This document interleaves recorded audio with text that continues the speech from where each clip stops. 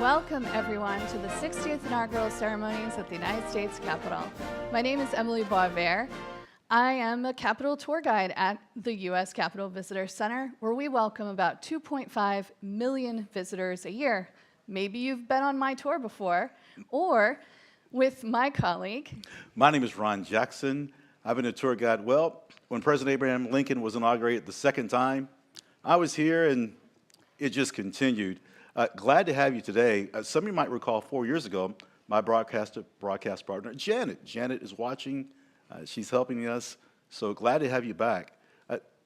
Emily, George Washington's inauguration happened April 30th, 1789. Well, that's because of weather. It was supposed to happen March 4th of 1789, and weather today has moved the inauguration inside. But JASIC, and we'll learn more about JASIC later, has a wonderful lineup for us today. What will we learn today? Well, we're going to be at the United States Capitol building, which Congress first moved into in 1800. We're going to go, this is a shot of the east front right now, and that's the side that most people actually arrive to the Capitol at, which is going to happen today as well. But the first thing that everyone is going to see is the west front of the Capitol, and you can see that there are the 4 flags up. That's usually where we have inaugurations, but what did you say that the temperature was today, Ron? 22 degrees presently. It's approximately 9 o'clock Eastern Daylight Saving Time, and let's just say conditions are supposed to, shall we say, deteriorate as in terms of temperature as the wind chill increases. We'll talk about this. This is not all that unfamiliar that we've had inaugurations inside the Capitol building. Right, it has happened before, but everyone will be arriving on the east front of the Capitol building today. And let's just go through some of the spaces in the Capitol that you're going to see. The first room we want to show you is the President's room. Oh, This gorgeous room. I wish I could take, and don't tempt me, everyone watching this broadcast into the President's room. This is a space that's not on the public route. We'll talk about what the President will do here. Look at those floors, look at the medallion. This is a stunning room on the second floor of the Senate side of the Capitol. Certainly not to be outdone. There are other rooms that we'll highlight, but look as this camera just politely and gently glides through this wonderful space. Well, yes, well, I think we should also show the House side of the building. One would think, right? Well, yes, of course. And so let's go over to Statuary Hall, where, they're preparing for the luncheon already, and we'll talk a lot more about this room later. But the main action of the day is in the Capitol Rotunda. And maybe you are one of those people who came on one of our 8th grade tours. You know, this is the room that always impresses, and they've done a lot of work to set it up for today. Look at those paintings. To give you a sense of first chronological perspective, this rotunda is 1824 to 26, and the paintings that you're looking at that we're going to go into great detail a little later on are about the Revolutionary War. So we want the world to know about the Revolutionary War. That particular marble statue to the right that the camera's spanning is called the Portrait Monument. The rotunda, the signature room of the United States Capitol. Yeah, this is it is usually someone's first sort of exciting moment when they come into the Capitol building. What we can see is that it's under that big Capitol dome, yes. Right? And so you kind of walk through that doorway, which you can see straight ahead. That's how most people enter the building. And they look up and they always go, wow, it's 180 feet on the inside. And it's just a really gorgeous space. Emily, people often ask us, what is the rotunda for? Ceremonies. And this ceremony today, which we've heard so much in the last few days about President Ronald Wilson Reagan in 1985. I think it's rather ironic where the stage is set up. President-elect Trump will look at a statue of President Reagan. You know, we were talking about weather, and look at this. Oh, this is, now you're up my alley here. Emily just mentioned 180 feet to a painting called The Apotheosis of George Washington. And friends, there's an artist whose name we're going to talk about at some length, Constantino Bernini, who painted it.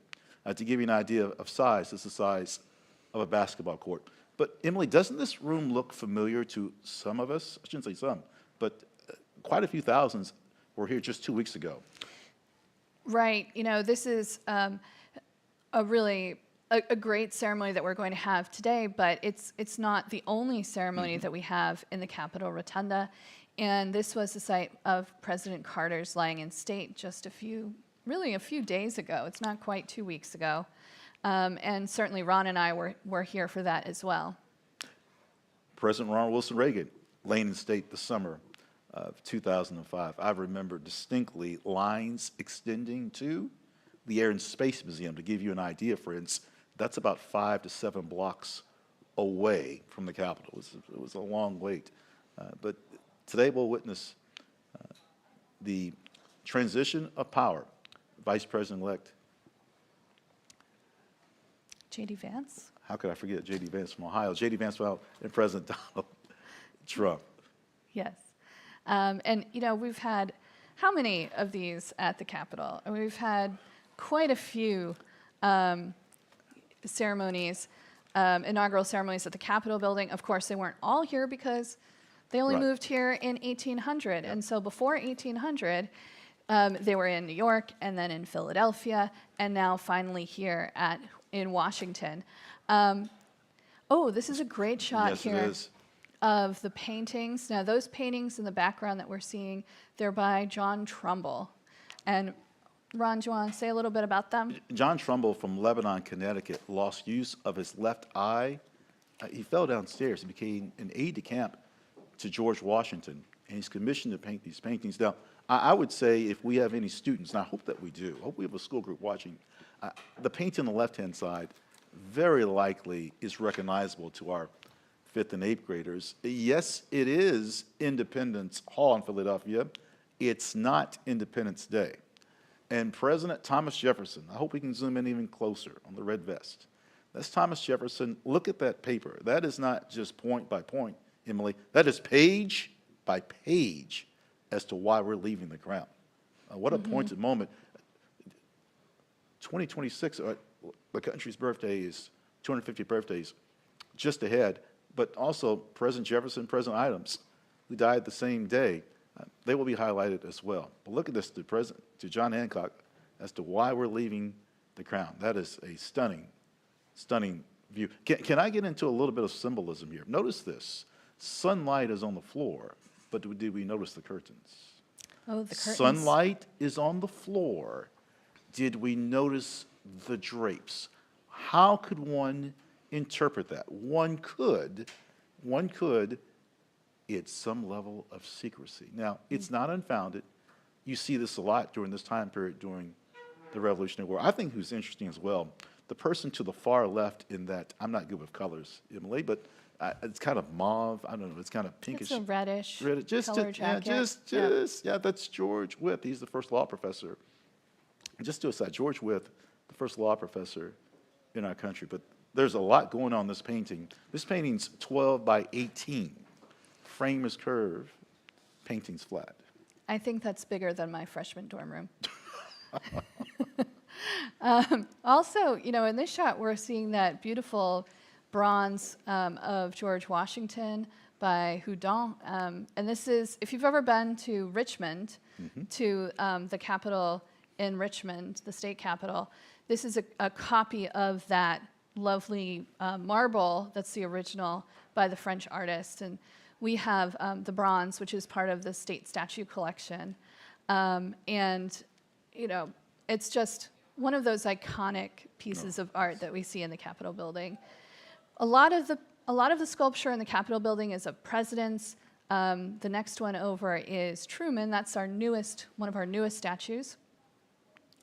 And you can see there also, looks like the Marine Band is starting to set up there in the Capitol Rotunda. So we're all just getting ready for the ceremony a little bit later. We're going to transition to the east front of the Capitol, the scene of where President Jackson was inaugurated on the East Portico. That's the center under the flag. Just, you can call it, for layman's terms, a porch, if you will.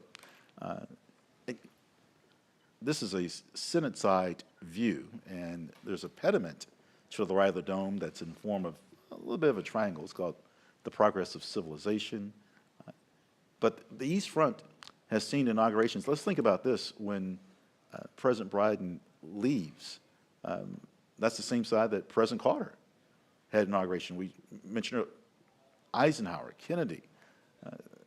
For a lot of people, this is the side of the Capitol for, if you're a certain age. This is, we don't say front or back, but the East Front is pointed.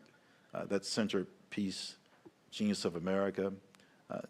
We'll slowly start to see people arrive. I love this plaza. This is where the helicopter, Marine One, will take the departing president. There it is. Mm-hmm. Yeah, I'm curious to our audience. I wonder what, when they see this particular piece of aircraft, is the white top more prevalent than the green? You know, and there's a ceremony that we'll talk about for the departure, but there's plenty of people on the Supreme Court Library of Congress side that this is the moment they look forward to.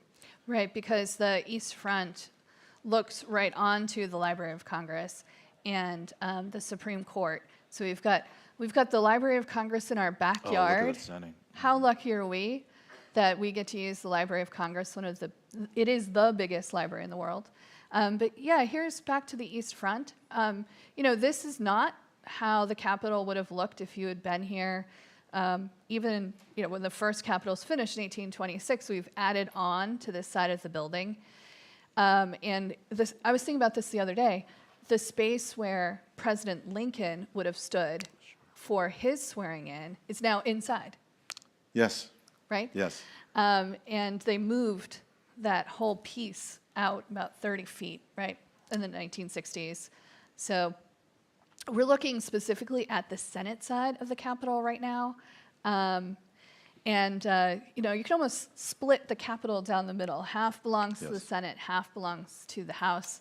But today, everybody's going to be arriving on this side of the building over to the Senate. I think what stands out for me is freedom. The statue on top of them, freedom, triumphant in war and peace. Dedicated December 2nd in 1863. You know, we talked about inauguration so much. Thomas Jefferson walked from the modern-day Nicholas Longworth building, which used to be a hotel at one point, and entered the Capitol and gave his address and the oath of office. That was our first inauguration. It happened in the old Supreme Court. It used to be the Senate. But look at this Iron Dome. The first dome was wooden. We'll talk about him a little later. Charles Bullfinch from Boston. My home state. I have a Southern accent, so Boston is the best I can do. The wooden dome burned. It was completed in 1824 to 26. The wooden dome burned Christmas Eve of 1851. And in 1855, Congress appropriated $100,000 for this beautiful wrought iron dome. The engineer, Montgomery Cunningham Meigs from Augusta, Georgia. The architect, Thomas U. Walter from Philadelphia. And speaking of architects, our new architect who arrived May of last year, Thomas Alston, smashing job here. Smashing job with all that he's had to deal with. Okay. And I think right now, we're going to learn a little bit more about the history of inaugurations. I'm ready. And we have a video for you to look at. Welcome to the 60th inaugural ceremonies. The inaugural ceremonies are a celebration of the peaceful transition of power, a uniquely American symbol of our constitutional system. It is a joint effort of all three branches of the U.S. government, led by the Joint Congressional Committee on Inaugural Ceremonies, referred to as the JCIC. Although the Constitution specified the oath taken by the President, the framers of the Constitution provided that Congress would determine when and where the inauguration would take place. Since 1901, all inaugural ceremonies at the U.S. Capitol have been organized by the Joint Congressional Committee on Inaugural Ceremonies. The first 28 inaugurations, however, were planned by the Committee on Arrangements of the United States Senate. The JCIC is responsible for planning all inaugural events that occur at the U.S. Capitol. As a joint committee, The JASIC is comprised of members from both houses of Congress, one of the unique cases of bicameral involvement in Congress. Members of the committee work across ideological and legislative divisions to host a celebration of our democracy. For the 60th inaugural ceremonies, the JASIC is chaired by Senator Amy Klobuchar and includes Senate Democratic Leader Charles E. Schumer, Senator Deb Fischer, Speaker of the House Mike Johnson, House Majority Leader Steve Scalise, and House Democratic Leader Hakeem Jeffries. The JASIC oversees all details of the inaugural ceremonies that happen at the U.S. Capitol. This includes the arrival of the presidential motorcade to the Capitol, the swearing-in ceremonies of the president-elect and vice president-elect, the departure of the outgoing First Family, if applicable, the presidential signing ceremony, the luncheon in Statuary Hall, and the pass in review. JASIC members serve as ceremonial escorts for the president-elect while at the Capitol on Inauguration Day. The JASIC works closely with local and national law enforcement to ensure the safety of inaugural guests and spectators. The inaugural ceremonies are comprised of the following 8 events. By tradition, members of the JASIC travel to the White House to escort the president-elect, vice president-elect, and their spouses to the Capitol for the inaugural ceremonies. After a brief meeting, the president-elect and the outgoing president will then proceed together to the Capitol for the swearing-in ceremonies. The vice president and vice president-elect will follow, as will family members, cabinet members, and members of the JASIC. Since the first inauguration of George Washington in 1789, the procession to the inaugural ceremonies has provided an occasion for much celebration. In 1845, outgoing President John Tyler joined President-elect Polk for the carriage ride to the Capitol, firmly establishing the tradition first carried out by Van Buren and Jackson in 1837. The 1877 inauguration of Rutherford B. Hayes started the tradition of the president-elect going first to the White House to meet the outgoing president before proceeding to the Capitol. The vice president and vice president-elect followed in a separate carriage, and after them, members of the Senate Committee on Arrangements. Future inaugurations would follow this precedent. Just before the president-elect takes the oath of office on Inauguration Day, the vice president-elect will step forward on the inaugural platform and repeat the oath of office. Although the United States Constitution specifically sets forth the oath required by the president, it only says that the vice president and other government officers should take an oath upholding the Constitution. The present oath, repeated by the Vice President of the United States, senators, representatives, and other government officers, has been in use since 1884. The oath reads, "I do solemnly swear or affirm that I will support and defend the Constitution of the United States against all enemies, foreign and domestic, that I will bear true faith and allegiance to the same, that I take this obligation freely, without any mental reservation or purpose of evasion, and that I will well and faithfully discharge the duties of the office on which I am about to enter. So help me God." A variety of officials have administered the oath to vice presidents, including the President pro tempore of the Senate, the Chief Justice, the outgoing vice president, as well as friends and associates chosen by the vice president-elect. The location of the vice president's oath-taking ceremony has also changed since John Adams became vice president in 1789. Until 1937, most vice presidents took the oath of office in the Senate chamber, making it distinct and separate from the president's. When Inauguration Day moved to January 20th in 1937, the vice president's swearing-in ceremony moved from the Senate chamber to the inaugural platform on the Capitol's East Front. Although the vice president's swearing-in ceremony lost some of its distinctness after it moved to the East Front portico, it gained a public audience and reflected the growing political importance of the vice president as part of the executive branch of government. On April 30th, 1789, in front of New York's Federal Hall, our nation's first president, George Washington, took the oath of office on a balcony overlooking Wall Street. With the ceremony complete, the crowd below let out 3 big cheers, and President Washington returned to the Senate chamber to deliver his brief inaugural address. 4 years later, on March 4, 1793, Washington's second inauguration happened in Philadelphia, where the government had taken up temporary residence while a permanent capital was being built along the Potomac. The president took his oath in a small Senate chamber on the second floor of Congress Hall. In March of 1801, the seat of the U.S. government had moved to Washington, D.C. The streets were muddy, almost impassable, and overgrown with bushes. On March 4, 1801, President-elect Thomas Jefferson walked with few attendants and little fanfare to the Capitol building from his nearby lodgings at a boarding house to become the first president to be inaugurated in the nation's new capital city. Upon entering the Senate chamber, now the old Supreme Court chamber, Jefferson immediately took the oath of office administered by Chief Justice John Marshall and addressed the audience gathered in the Senate chamber. After his inaugural address, he finished his day with a meal at the boarding house. But for a few occasions, the inauguration ceremonies for all future presidents and vice presidents would take place in the city of Washington.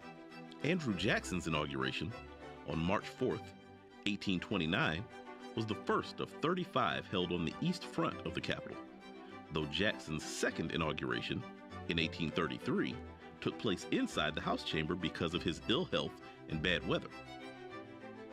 Presidents from Martin Van Buren in 1837 to Theodore Roosevelt in 1905 were sworn into office on the Capitol's east front. In 1909, a raging blizzard forced William Howard Taft's ceremony indoors to the Senate chamber. Ronald Reagan's 1981 inauguration was the first held on the west front of the Capitol.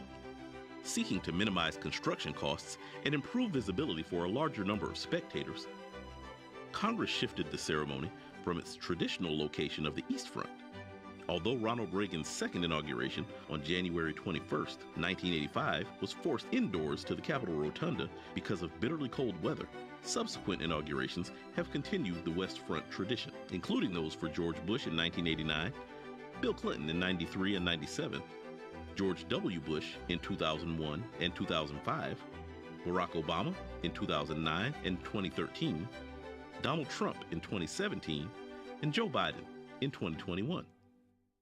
The custom of delivering an address on Inauguration Day started with the very first inauguration, George Washington's, on April 30th, 1789. After taking his oath of office on the balcony of Federal Hall in New York City, Washington proceeded to the Senate chamber, where he read a speech before members of Congress and other dignitaries. At his second inauguration in Philadelphia on March 4th, 1793, Washington gave the shortest inaugural address on record, just 135 words. Every president since Washington has delivered an inaugural address. While many of the early presidents read their addresses before taking the oath, current custom dictates that the Chief Justice of the Supreme Court administer the oath first, followed by the president's speech. William Henry Harrison delivered the longest inaugural address at 8,445 words on March 4th, 1841. John Adams' inaugural address, which totaled 2,308 words, contained the longest sentence at 737 words. In 1921, Warren G. Harding became the first president to take his oath and deliver his inaugural address through loudspeakers. In 1925, Calvin Coolidge's inaugural address was the first to be broadcast nationally by radio. And in 1949, Harry S. Truman became the first president to deliver his inaugural address over television airwaves. Most presidents use their inaugural address to present their vision of America and to set forth their goals for the nation. Some of the most eloquent and powerful speeches are still quoted today. In 1865, in the waning days of the Civil War, Abraham Lincoln stated, "With malice toward none, with charity for all, with firmness in the right as God gives us to see the right, let us strive on to finish the work we are in, to bind up the nation's wounds, to care for him who shall have borne the battle, and for his widow and his orphan, to do all which may achieve and cherish a just and lasting peace among ourselves and with all nations. In 1933, Franklin D. Roosevelt avowed, "We have nothing to fear but fear itself." And in 1961, John F. Kennedy declared, "And so, my fellow Americans, ask not what your country can do for you, ask what you can do for your country." When applicable, following the swearing-in ceremonies on the West Front of the U.S. Capitol, the outgoing President and First Lady leave the Capitol to begin their post-presidential lives. Traditionally, the President's departure takes place with little ceremony. In 1797, George Washington attended the inauguration of his successor, John Adams. With few exceptions, subsequent departing presidents followed Washington's example. Until the early 20th century, the departing president also usually accompanied the newly elected president on the carriage ride from the Capitol to the White House following the inauguration. In the early 20th century, a new tradition evolved whereby the outgoing president quietly left the Capitol immediately following the swearing-in ceremony. In 1909, after congratulating President William Howard Taft, former President Theodore Roosevelt left the Capitol for Union Station, where he took a train to his home in New York. Outgoing Presidents Coolidge and Hoover also left the Capitol for Union Station, where they traveled home by train. Outgoing Presidents Truman, Eisenhower, and Johnson left the Capitol by car. In recent years, the newly installed President and Vice President have escorted their predecessors out of the Capitol after the swearing-in ceremony. The members of the JASIC gather on the stairs on the east front of the Capitol building and watch as the new Vice President escorts the outgoing Vice President and his spouse out of the Capitol through a military cordon. Then the new President escorts the outgoing President and his spouse through the military cordon. Since Gerald Ford's departure in 1977, the former President and First Lady have traditionally left the Capitol grounds by helicopter, weather permitting. The first official actions taken by the newly sworn-in President of the United States occur in the President's room, just off the Senate chamber in the U.S. Capitol. After the departure of the former President and First Lady, the new President gathers there with aides and members of Congress to sign nominations and sometimes memorandums, proclamations, or executive orders. This tradition began in 1981 with President Ronald Reagan. Prior to that time, nominations were often submitted to the Senate on Inauguration Day without ceremony. While the tradition of an inaugural luncheon dates as far back as 1897, when the Senate Committee on Arrangements gave a luncheon for President McKinley and several other guests at the Capitol, it did not begin in its current form until 1953. That year, President Dwight D. Eisenhower, Mrs. Eisenhower, and 50 other guests of the JASIC dined on creamed chicken, baked ham, and potato puffs in the now restored Old Senate Chamber. From the mid-19th century to the early 20th century, presidents left the Capitol after the swearing-in ceremonies and traveled to the White House for a luncheon prepared by the outgoing President and First Lady. In 1949, Secretary of the Senate Leslie Biffle hosted a small lunch for President Truman in his Capitol reception room. They dined on South Carolina turkey, Smithfield ham, potato salad, and pumpkin pie. In 1953, the JASIC began its current tradition of hosting a luncheon for the President, Vice President, and their spouses, Senate leaders, the JASIC members, and other invited guests. At the inaugural luncheon in 1981, newly sworn-in President Ronald Reagan announced the release of 52 American citizens who had been held hostage in Iran for 444 days. The luncheon often features cuisine reflecting the home states of the new President and Vice President, or the JASIC chairman, as well as the theme of the inauguration. The program includes speeches, gift presentations from the JASIC, and toasts to the new administration. After the conclusion of the inaugural ceremonies and the luncheon, the President and Vice President traditionally make their way to the east front steps of the Capitol, where they will review military troops before leading a procession of ceremonial military regiments, citizen groups, marching bands, and floats down Pennsylvania Avenue to the White House for the inaugural parade. The inaugural ceremonies may be a routine event, but it remains a unique symbol of our constitutional system. Today, as we celebrate the inauguration of our next President of the United States, we signal to the rest of the world that we are united as a people behind an enduring republic.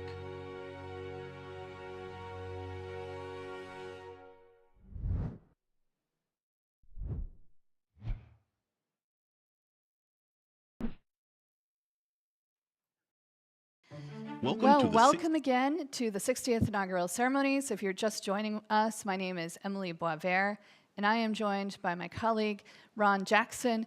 We are both visitor guides at the United States Capitol Visitor Center.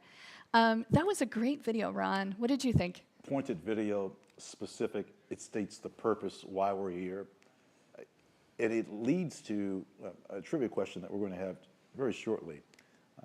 But we'll see how people were paying attention. Yes, we will. Yes, we will. Purpose of JSIC, purpose of us, wonderful. Yeah, I was struck at how technology has changed so much. Here we are, we're live streaming on the internet, something that, past presidents would even know what we were talking about. But, okay, ready, trivia question. You ready, Ron? Okay. I'm ready. Whose inauguration was the first to be broadcast on radio? Repeat the question. Whose inauguration was the first to be broadcast on radio? Do I have an A, B, or C? Are you giving me options? Oh, okay. Yeah, sure. A, Calvin Coolidge. B, FDR. C, Millard Fillmore. Or D, President Kennedy. A. You are correct. Ding, ding, ding. 22 million people heard that broadcast for the first time. His vice president was Charles Dawes of Georgia. And as a matter of fact, President Coolidge would make 40 more addresses via the radio. But I think if you're a certain age, you would instantly think of Franklin Delano Roosevelt. It's tough to mention Franklin Delano Roosevelt without mentioning Anna Eleanor Roosevelt as First Lady. But that's almost 100 years ago. It happened March of 1925. Yeah, the 35th inaugural ceremonies. You mentioned about this medium of broadcast. 1901 is when we start to see images, and people love inaugurations. I want to be specific. Where do inaugurations happen? The People's Building. There are some exceptions, but it's important. It happens here, the Capitol, not the Supreme Court, not the White House, the People's Building. Right, and I think here we're getting ready for the Rotunda. This has been transformed to be able to host the inauguration. I mean, I'm used to seeing it with thousands of 8th graders, but today it's set up for this very solemn and important event of the transfer of power from one presidential administration to the next. Expect a voice from the Military District of Washington to introduce all the ceremonial rituals that we'll see.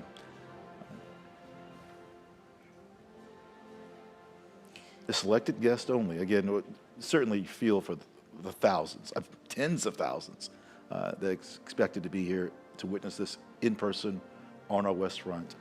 But again, weather works. It is not. I mean, this picture that you see looks favorable, but look at the wind.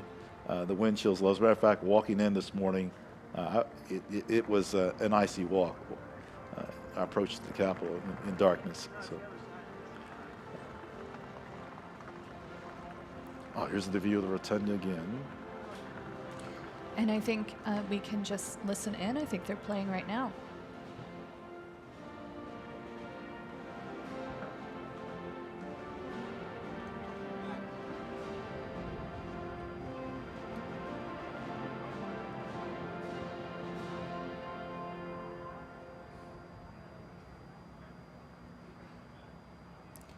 Yeah, so the Marine Band looks like they're on the left-hand side of the screen. It is a tradition that they come to inaugurations. It started with Thomas Jefferson. They think that that's the first time that the Marine Band ever performed at an inauguration, and also that President Jefferson is the one who really gave them the moniker, the President's Own Marine Band. President William Jefferson Clinton had a quote about the Marine Band. He said there's a lot of things in Washington he won't miss, but one thing he will miss, the Marine Band. Yeah, and I can see why. I mean, these are professionals. Look at the pageantry in their uniforms. I mean, it's always a treat when we get to hear them play. Emily, can you imagine if they were outside, wind instrument, your lips on a trumpet, on a flute? Yeah. Those brass instruments, they can freeze up really fast. So I bet they're happy that they're inside today. You mentioned earlier in the broadcast about President Truman being to the right of the George Washington statue. President Truman had the first broadcast, right, in terms of television. That happened in 1947. This is one of our new statues that we have. From Missouri. Missouri, yes. On his left hand. When you arrive in the Rotunda, get closer to him, look at, make your eyes work. That's a phrase I use to students all the time. Make your eyes work. Look at every part of a statue, their hands, their feet, their expression. It's wonderful. That Rotunda floor is made of Virginia sandstone, the same sandstone as the walls. Right, and I think we're going to go, maybe some people are starting to arrive. So I'm hoping to see who's coming. We're definitely still setting up, but people are going to trickle in as we go through this. So we'll get to see that as well, hopefully. Oh, yep, here we go. It's interesting, President Reagan's inauguration in 1985, so many were standing. If you look at the footage of it, so many, just about all. We'll talk about John Stennis from Mississippi earlier, who was seated. He was recovering from an illness. But look at this moment as the first group arrive.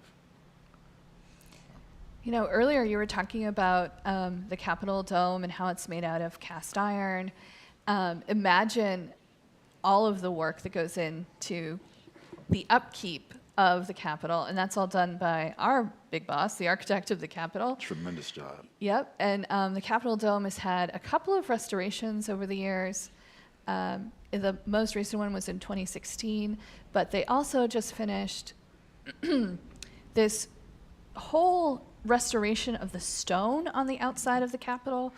I mean, some of it is from the sandstone that you were just mentioning is also on the outside of the Capitol, kind of in the middle of the building. But then on the bigger wings with the pediments, that's all marble from Lee, Massachusetts. Yes. I have a lot of Massachusetts facts. I know Ron's from Kentucky, I'm from Massachusetts, and we each have our own, we each have our own special facts about where we're from. Let's listen to the University of Nebraska-Lincoln Choir, please.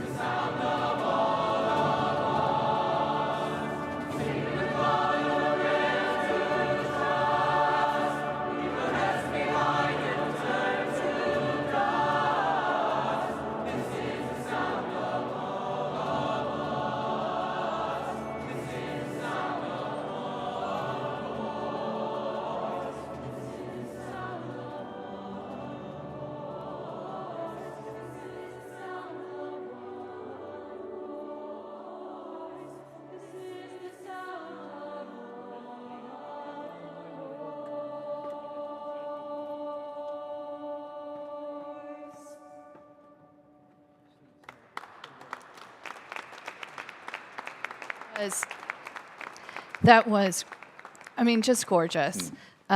From the University of Nebraska. That is so hard to do, to change how you're going to stand for a performance like that. I'm a singer, and I've done many performances in all different types of places. That was amazing.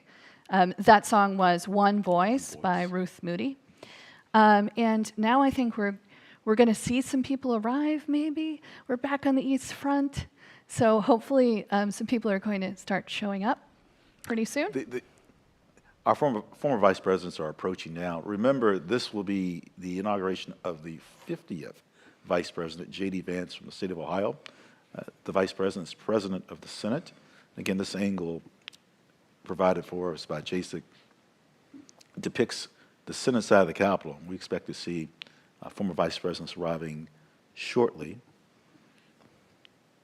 That was a wonderful rendition. We love music, and see the pan shot here that's getting the entire campus. Well, I shouldn't say when we say East Front, we're talking the area across from the Library of Congress and the modern-day Supreme Court. So oftentimes we say East Front, and someone might say, well, could you be more specific? And I'm hoping that that helps. Yeah, and we've been mentioning JASIC a couple of times, and we said it at the top, but we'll repeat it again, that JASIC stands for the Joint Committee on Congressional Inaugural Ceremonies. That is quite a mouthful, and that's why we say JASIC. And I think we have a little bit more information from the members of JASIC, specifically the chair of this inauguration's JASIC committee, Amy Klobuchar. So we'll be watching that. The peaceful transfer of power is at the heart of our democracy. It reaffirms that ours is and always will be a government of, by, and for the people. The inaugural ceremonies are one of our most iconic traditions, where we recognize our democracy and the sacred values that tie us together in front of millions of people across the country and around the globe. The tradition of the inaugural ceremonies at the Capitol dates back to when Thomas Jefferson took office in the old Senate chamber in 1801. It was almost 8 years after President George Washington first laid the cornerstone of the building in 1793, and only one wing of the building had been completed at the time. Over time, the ceremony was moved to the east side of the building and later to the west front for President Ronald Reagan's inauguration in 1981. Through the years, our dedication to the continuity of our government has remained the same, and today we carry the torch forward yet again. The inaugural ceremonies are the culmination of nearly 250 years of our great American experiment in democracy. Our founding fathers intended for the stability of the country to be rooted in the will of the people. Whether or not our candidate wins, we as a nation recognize that when the president-elect raises his right hand and takes the inaugural oath of office, that signifies the peaceful transfer of power. That's what this ceremony is all about. Since George Washington was sworn in as our first president in 1789, the inaugural ceremonies have taken place every 4 years, through times of peace, prosperity, and adversity. Today, we gather at the Capitol, a beacon of freedom, to fulfill the Constitution's promise to protect our enduring democracy for generations to come.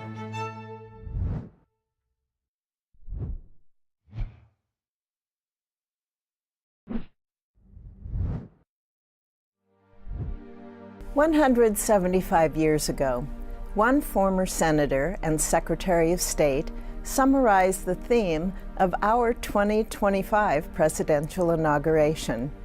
He said, "The Constitution of the United States was made not merely for the generation that then existed, but for posterity, unlimited, undefined, endless, perpetual posterity." Our Constitution established this country as a shining city upon a hill, the first nation founded upon an idea, Our Constitution realized the founders' vision of a government striving to protect each person's right to life, liberty, and the pursuit of happiness. Our Constitution revolutionized America. It revolutionized the world. It was the first of its kind. In many ways, our Constitution was for the generation who wrote it. But more than that, it was for the generations that followed. It is for us today, and it is for our descendants, the generations that will follow us. The Constitution enshrined our inalienable God-given rights. It immortalized America's commitment to justice and to liberty for all, and the democracy that keeps those ideals alive. After all, the Constitution begins with we the people. Today's inauguration continues the traditions that have upheld our nation and its peaceful transfer of power for almost 2.5 centuries. The theme of the 60th inaugural ceremonies is Our Enduring Democracy, a constitutional promise. Like I said earlier, that theme was described 175 years ago, a decade before the Civil War. But most significantly, it was described at our founding. It is described in our very own Constitution, established to secure the blessings of liberty to ourselves and our posterity. This 60th inauguration, only the second time a president has been sworn in for a second time, marks another milestone in securing those blessings for ourselves and the generations to come. May we not forget the rich significance of our peaceful transfer of power today. And may today renew our commitment to the American Constitution and to the American people.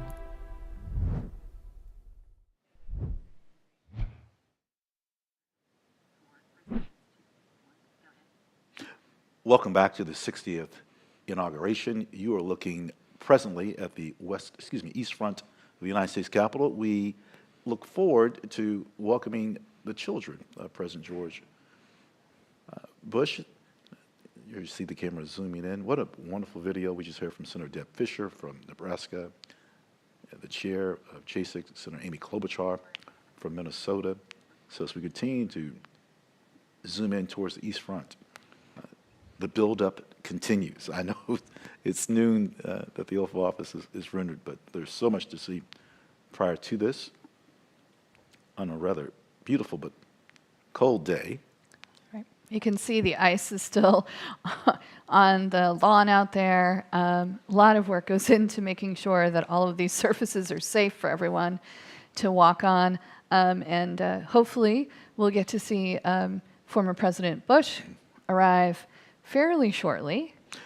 There is a tree that his father planted to Lamar Smith from Texas. I'm a huge fan of our Capitol grounds. So when we talk about names, sometimes I'm going to reference trees. You'll hear that throughout the broadcast. And the type of tree, I know. Like there's a white ash to Speaker Sam Rayburn. It's not far. Matter of fact, there is a tree to Senator Edward Kennedy just to the left. Actually, you can see it in this camera range now. That tree just to the left of the brick wall here. Oh, and here they are. Here's, this is, I believe, former President Bush and Mrs. Bush, Laura Bush. They're arriving now, coming around to the carriage door. Because at one point people arrived by carriages, right? Yes. And so they'll be coming in over on the Senate side of the building in just a few minutes, I think. I love that Laura and George Bush, President, they met at the undergraduate library. Right? Well, she was a librarian. You're right, she was a librarian. Yep. Yeah, I love that. Yep. President Bush, he served 2 terms in office. Right? Yes. starting in 2001. I don't know. Could I go back that far? That was 20 years ago. I tell you, his inauguration wasn't exactly warm that day as well, at least the first one, as I recall. Look at everyone. Now, this is our first look at really at the House side of the Capitol. Our camera views focused on the Senate side. This extension happened in 1857. So for those that have watched a State of the Union or an address in the House chamber, that chamber is December 16th, 1857. Yeah, from this angle, you can really see the difference between the two types of stone as well. The older stone that is painted sandstone, and then the lovely marble on the other side. But you get a really good view of how the Capitol has been put together through time. But it looks seamless. Yes. Emily, we have another trivia question for everyone. We do. Okay. How many swearing-in ceremonies have occurred on the east front of the Capitol? Again, when we say east front, we're talking about if you're coming from the Library of Congress or the Supreme Court, looking back at the Capitol, how many inaugural swearing-ins have occurred on the east front? Can I give people numbers? Oh, sure. Okay. Yeah, give me Okay, here we go. give me a list. A, 14, B, 24, C, 26, just to throw you off, D, 34. Well, I read this last night, so I know it's 34. I know it's 34 happened on this side of the building over time. The point being is this is what a lot of people are used to seeing. Again, if you're a certain age, this side is, my goodness, all of the building is historic, but this is memorable for a lot of people. For President Kennedy, we could go Franklin Delano Roosevelt. Not all of them, but Right. I mean, I think being the history nerd that I am, the picture of the inauguration I think of this side of the building is Lincoln's. I mean, I mentioned him before, but I'll mention him again. Frederick Douglass, who attended the second inauguration of President Lincoln. Right. That's when I arrived. And, they're still building the Capitol, the new dome, when they had Lincoln's inauguration on this side of the building. So we've had inaugurations under all sorts of circumstances. And yet, there is a transfer of power, this enduring democracy that the two senators were talking about. It all goes on. And I mean, I saw another car come in, but I don't know who's arriving at the moment. But we will definitely see more and more people as we go through. While I'm looking at this, I'm looking at those lanterns. Oh, sure. And this landscape was done by Frederick Law Olmsted. If you think, oh, maybe I've heard of his name before, you might have heard of him because he's the one who designed. Ron, you're the expert. Oh, Central Park. Central Park. Every college campus, from Maine to the state of Georgia, Iowa State. There's a tree. Yes, there's a tree named after Frederick Law Olmsted, not far from this area. You'll have to come and take our Capitol Grounds tour. Not in January, for goodness sakes, in May and June. We anticipate more of dignitaries approaching, more families. Just think about when their day started. This morning, with some of them with the prayer breakfast, some with, at St. John's Church, which is historic, just across from Lafayette Park. So again, this build-up continues. Yeah, and I think, here we go. Yes, this is the Trump family arriving now. That's hard to believe. The 2017 inauguration of Vice President Pence and President Trump, it was 48 degrees. You remember that, Emily? It rained. You remember it rained at least part of that day. And although I must say, people are walking as if it's not exactly recreational weather out there, but they're walking swiftly, ambitiously. When I was looking at the inaugural movie that we saw before, the thing I noticed was how tiny Barron Trump was, because he was just a little boy. Well, not now. Not now. No, Yep, now he's in college, and so looks like some folks are getting out of the cars now. But yeah, I believe all of the president's elect's children, his children are attending today. It's a big event for families, you know, real pinnacle moment. Mm-hmm. We're just watching They are them moving coming quickly. in. That's a Yeah. There they are, walking inside, yeah. reacting to the person in the brown overcoat, moving swiftly. Mm-hmm. That's like 2017, so this is something they're familiar with. This is Right, so I think in the green, that's Ivanka Trump. this fastest, yeah. Yes. Lovely green jacket. We have There's more someone in family black members that I coming in. just missed.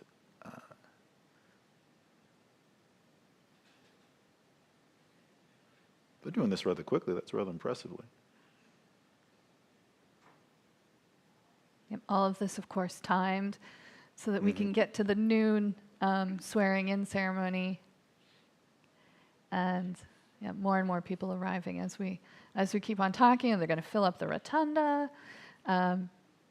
Hundreds of people in the rotunda today, and in Emancipation Hall, which is in the Capitol Visitor Center.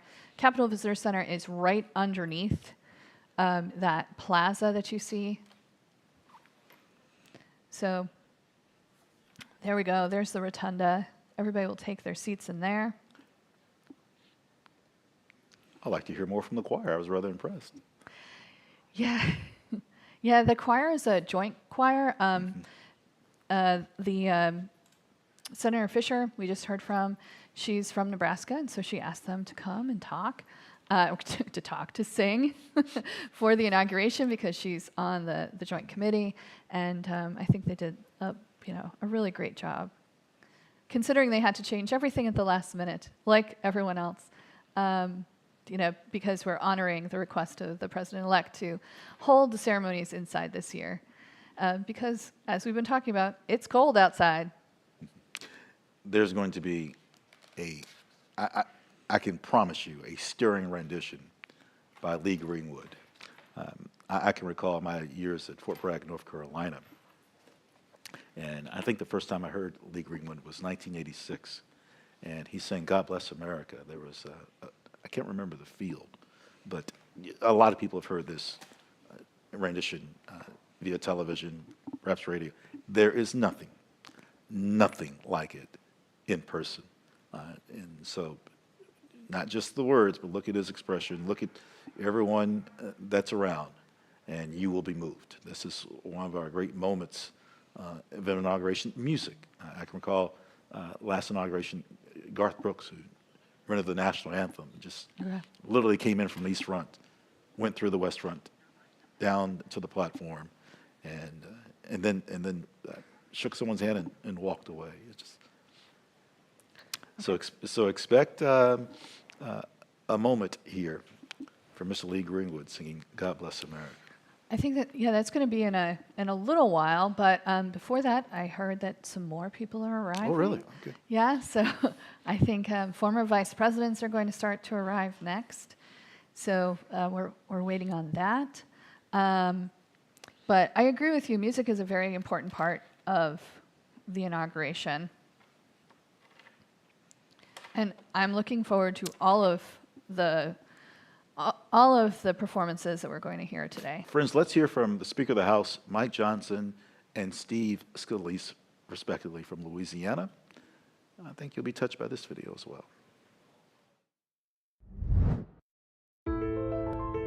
The history of the inauguration is in part a history of our people and our government. On our first inauguration day in 1789, church bells rang and ceremonial cannons were fired to celebrate George Washington becoming president. Every inauguration is a reminder that the people, and not just one man, are the ones ultimately in charge. I've experienced firsthand 2 inaugurations live, and they're such special events. Regardless of policies and politics, an inauguration represents a new moment in America as we honor a time-cherished tradition. There's reverence and a sense of togetherness, and that's what our country needs. I really believe President Trump will do a phenomenal job, and we all know the presidency is bigger than even just one man. It takes all of us for the country to succeed, and the American people are the smartest, hardworking, and most generous people in all of the world. We live in the greatest country in the history of the world, and with a great president and the great American people, I truly believe our country can soar to new heights. The inauguration also reminds us of the importance of faith. Every president has taken the oath of office using a Bible. After George Washington was sworn in, he kissed the Bible where he placed his hand. Calvin Coolidge, Ulysses Grant, Benjamin Harrison, so many other presidents did the exact same thing. And for hundreds of years now, presidents have concluded their oath with the words, "So help me God." So help you God. So help me God. So help me God. So help me God. The United States is a gift from above, and our founders made sure that we knew that our rights come from God and not the government. They boldly proclaimed that as a self-evident truth. So even that phrase, "So help me God," is a reminder that we would be nowhere without heaven's continued care and blessing.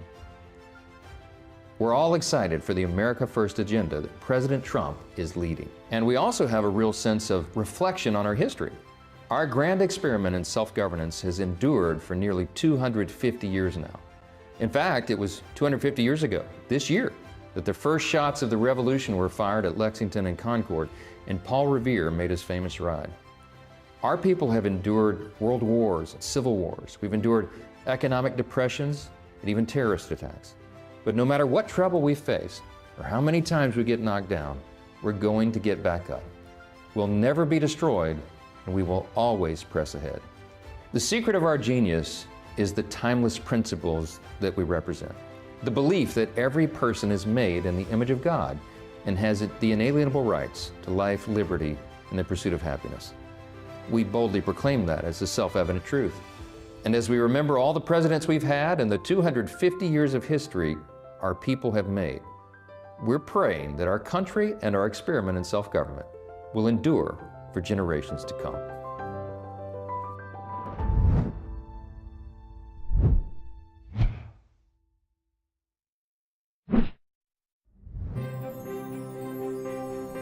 A presidential inauguration is so important to our country because this shows the peaceful transfer of power from one president to the next. And it's not just important to the United States, to people all around the world. It shows what a real democracy looks like, and it reminds everybody why the United States is such a special place. Every presidential inauguration is an opportunity for the new president to lay out their agenda for the country and their vision, especially to show the people of the nation what's ahead, that shining city on the hill. And for Donald Trump, he becomes only the second person in history to come back as president a second time. And so as he becomes the 47th president, I'm sure President Trump's going to be laying out that vision for the nation, how we can get our country back on track and show opportunity and optimism for all Americans.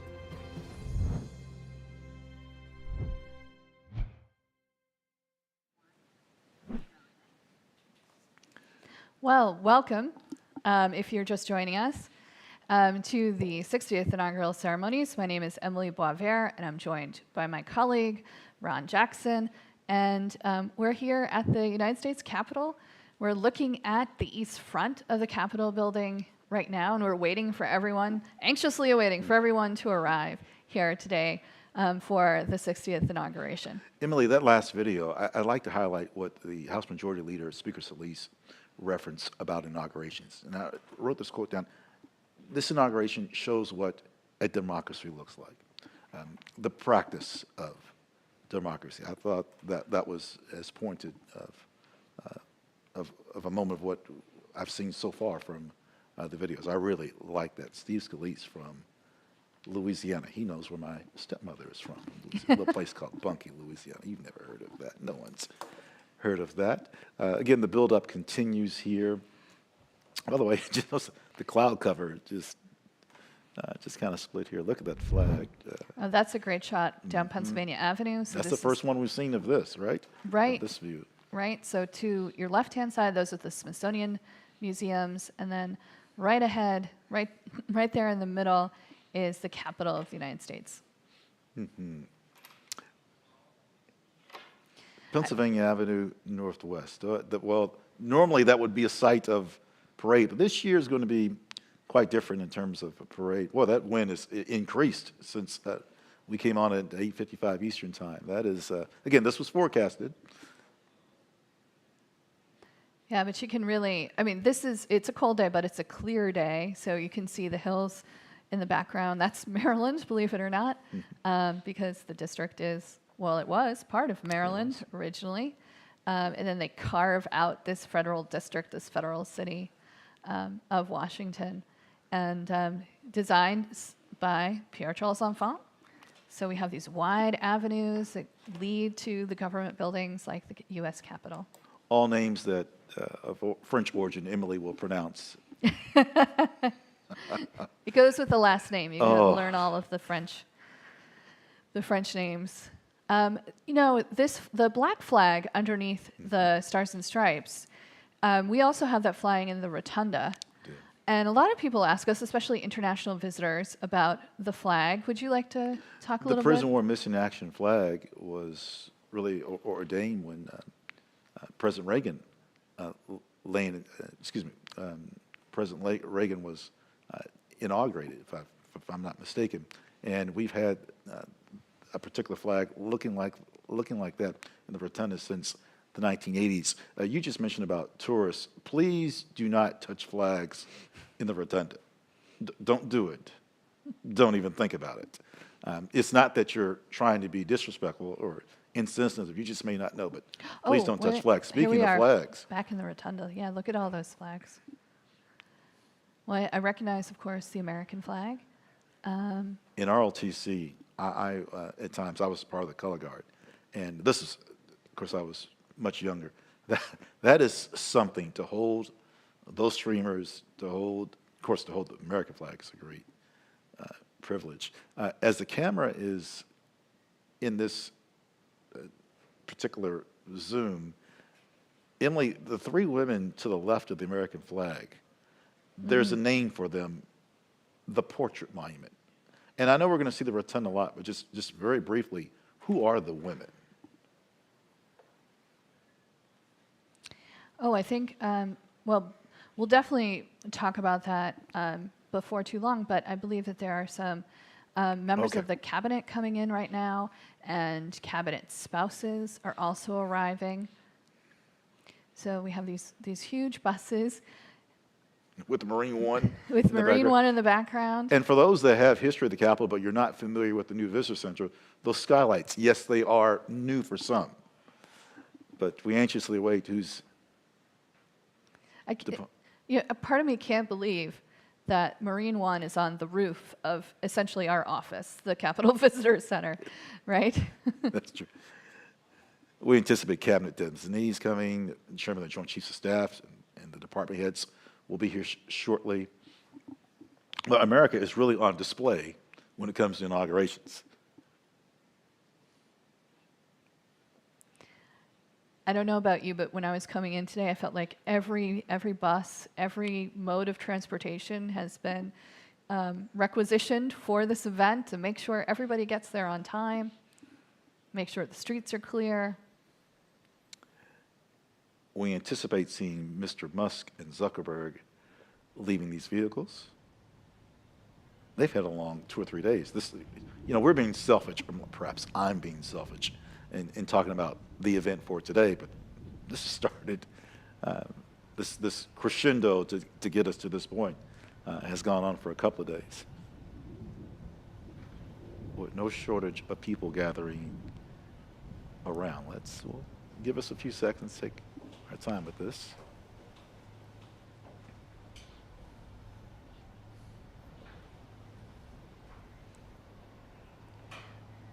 I think I see Senator Rubio has exited the bus. Tulsi Gabbard is disembarking very shortly. These are all people who have been nominated for the president-elect's cabinet. Kristi Noem. Pete Hegseth, who... Is that him out front, I believe? with his hands in his pocket? Yes. Without an overcoat? I believe so. This potential Secretary of Defense. Well, he's a military guy. Is this just a mere brisk day for him? He's going to be fine. Yeah, so it looks like they're getting a military escort into the Capitol. And I see United States Marines. That's what I see. Mm-hmm. He's a Marine band, Marine escort. Yes, but I do see Air Force personnel. Military District of Washington, all 6 participating. We're going to hear a little later, I think, from the Coast Guard band.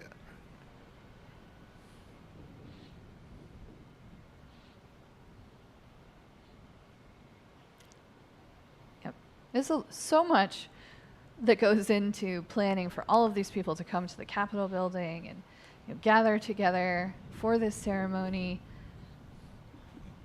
All the little pieces, we're seeing all of them right now. Emily, I saw people running in shorts on Capitol Saturday. Yesterday morning, breezy. Then conditions changed. It was cold. It was windy. You wouldn't know, but look how beautiful the day is. It looks clear, but I'm telling you, it is very cold. Oh, and there's another shot of the Capitol right out front.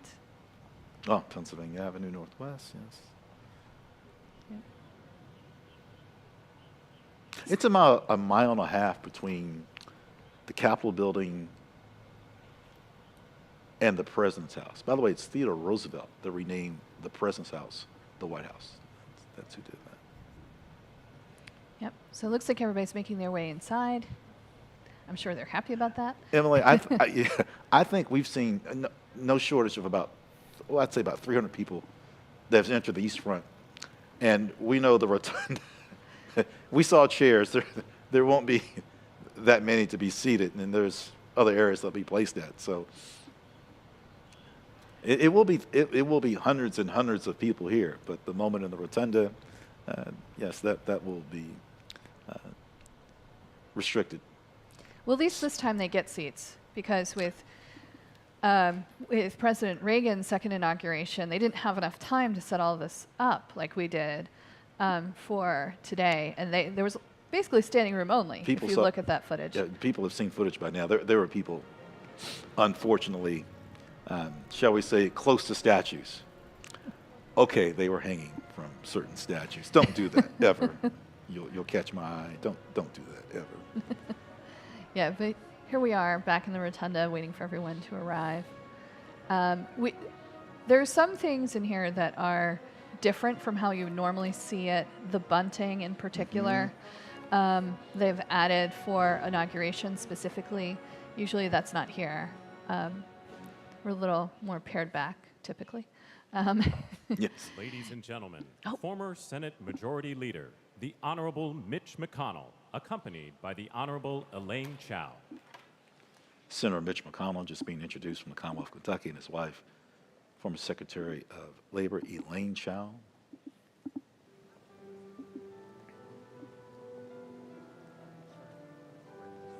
Yep, they're coming in from the Senate side of the building.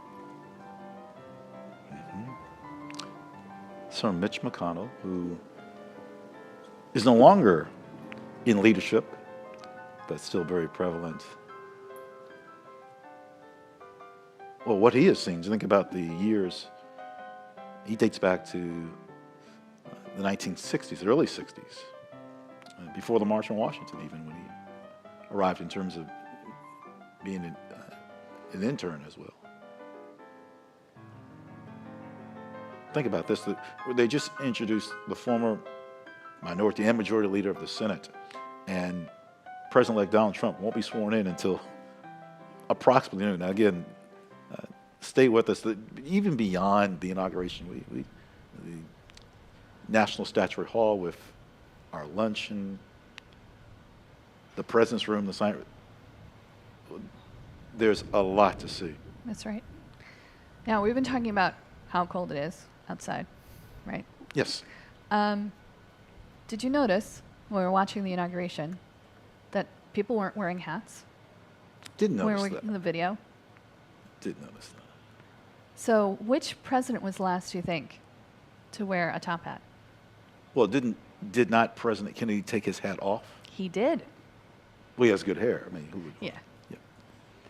But now it's a stovepipe hat is what we're, in terms of tradition, right? That rather direct presence. It's kind of sharp. I've never worn one. No? No, I've never worn a stovepipe hat. That might change.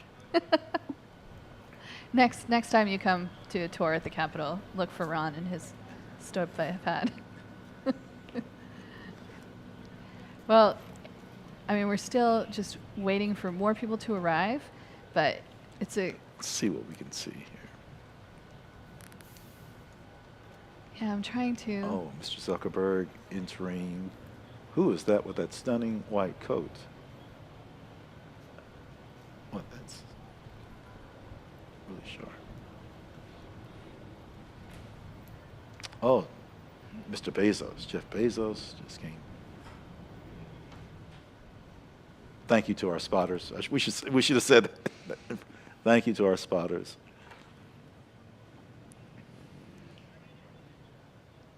Yep, looks like more people are arriving right now. Hopefully we'll be able to see who they are. Oh, and yes, it looks like they're going into the carriage door on the Senate side and then moving across and over to the House side again.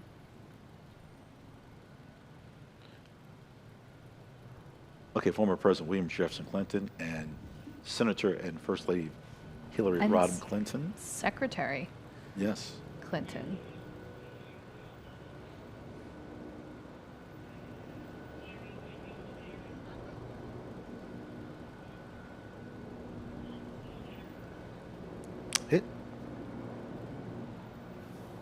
It's 1996 inauguration. I remember walking down the street from the Union Station.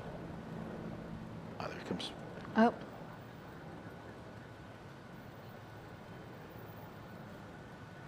Yep, there's Secretary Clinton. You can Okay. see her in the black with the turquoise scarf. I was going to say teal. I'm glad you said turquoise. The Obamas are close behind. Is President Obama. Should say, excuse me, President Obama, excuse me. Yep. President Obama's coming out next. Bill Clinton's 1997 inauguration was the first one broadcast on the internet. Correct. I remember looking that up. We still had dial-up internet at the time. Dial-up internet. Yeah. Thank goodness. We've That moved was on from brutal. that. Yes. But President Obama is going to be the next to arrive, we believe. And he's walking in now. Yep.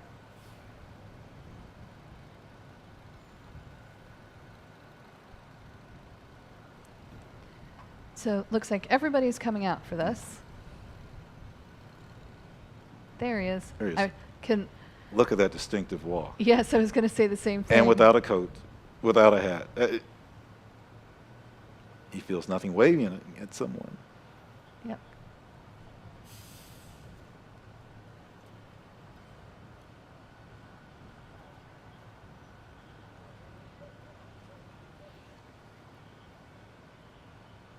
Speaking of inaugurations that had cold weather. President Obama's was fairly cold. Fairly cold. My goodness. Both of them. Yeah, that's right, actually. I was here for the second one. I've never talked about weather so much in my life.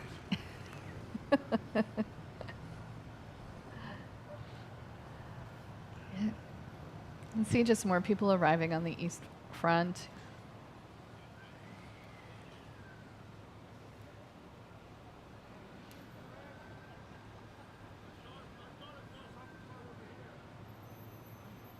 Well, Yep. just inching our way towards And you the can oath hear of office. you're going to remark about the instruments, the band. You can hear the Marine Band again. People taking their seats.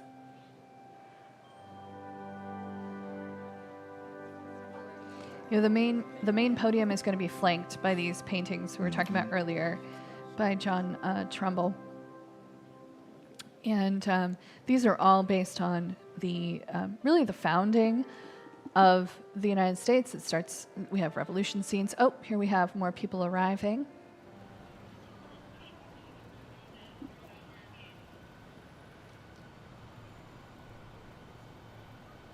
The staging areas throughout the Capitol. The Capitol has over 500 rooms, and many, including the Capitol Visitor Center,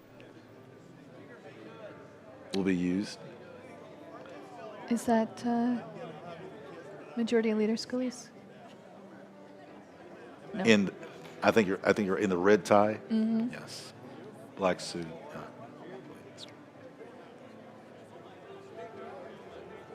Yeah.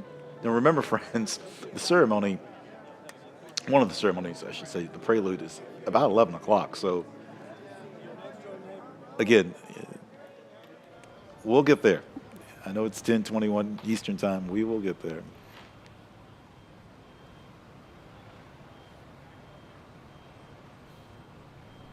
We'll get to William Henry Harrison in a little while in terms of 1841 when he rode a horse from the Capitol from the White House and back.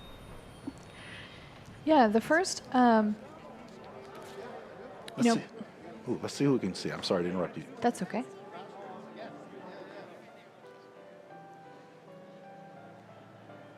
Oh, I think I saw Senator from Arizona in that shot.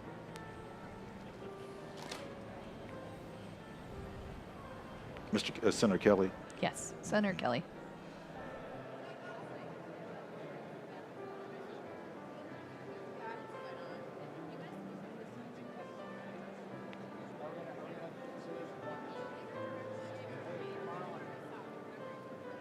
That piano's beautiful. It is. I was going to say the keyboard or piano. Yeah, that is lovely in the background. This rotunda floor is going to be overwhelmed with people here in about another hour. Remember the Supreme Court justices. We just mentioned about the presidents and, the vice presidents, former presidents and their family. Where will everyone go? They're certainly going to be elbow to elbow sitting there. But Supreme Court justices are arriving now. You're just speaking about the Supreme Court. And Brett Kavanaugh, Associate Justice Kavanaugh, will renew the oath of office to Vice President-elect J.D. Vance. Chief Justice John Roberts will give the oath of office to President-elect Donald J. Trump. And that is, that's in the Constitution, that the Chief Justice gives the President-elect the oath of office. And so that's a tradition that is set.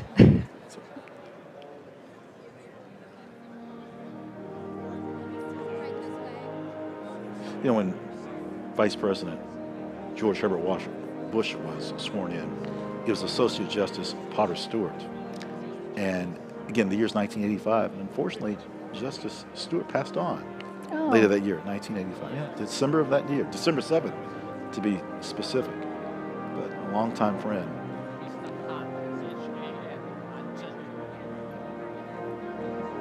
Of Vice President Bush.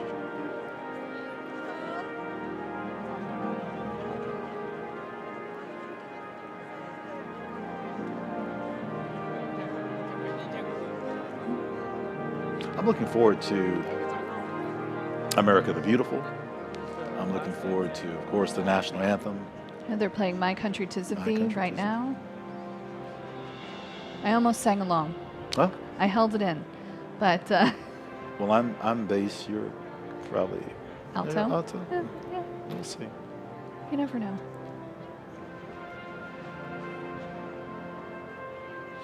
We've yet to talk about the House and Senate Sergeant at Arms. Oh. They're responsible for this along with JSIC as well. When I say responsible for this, it's so many agencies that are involved.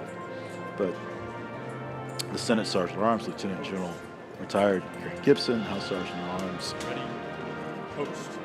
Oh, here's the ready post. That just alerted me as a military man. There's all this coordination that goes with Capitol Police. What a Herculean job it is for Capitol Police. I mean, everyone with credentials. Right, and we also have help of outside police departments and the National Guard, all of them here. Of attending physician has to be pleased. I shouldn't say pleased, but moving the inauguration inside, that certainly helped them. Let's be honest. This would have been a tough day outside to tend to people. And just think about that. The gates would have opened at 5 o'clock. 5 o'clock. 200,000 tickets, over 200,000 tickets were distributed. That's a lot to deal with. So I'm certain that attending physician's office, not that displeased that things were moved in proceedings. I'm hearing a song I haven't heard in years. This is my country. This is my country. I remember singing this as a little girl.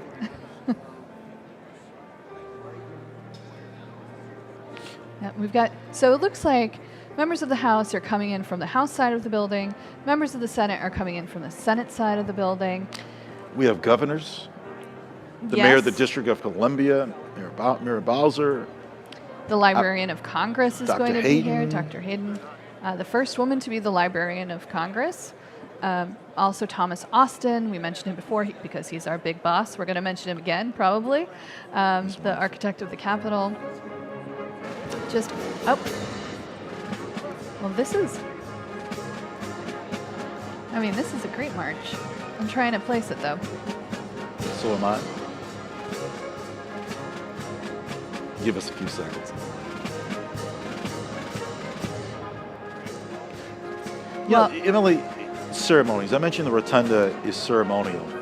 And besides inaugurations, besides Lion and States, we've had statues unveiled here, Remembrance Day, victims, survivors of Holocaust Memorial. Quite a few ceremonies have happened. You know, we're talking about President Reagan in 1985 for his inauguration. Think about the planning for him. That happened the afternoon before. So it happened Sunday afternoon.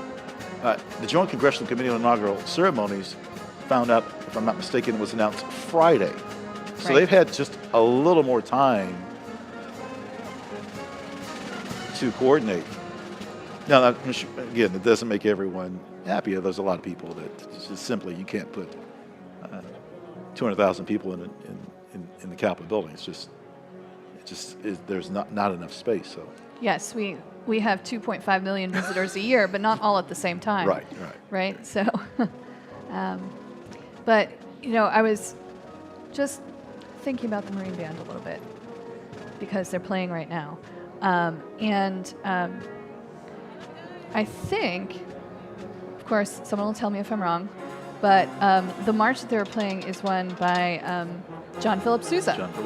Who was born in the district. He was the director of the Marine Band.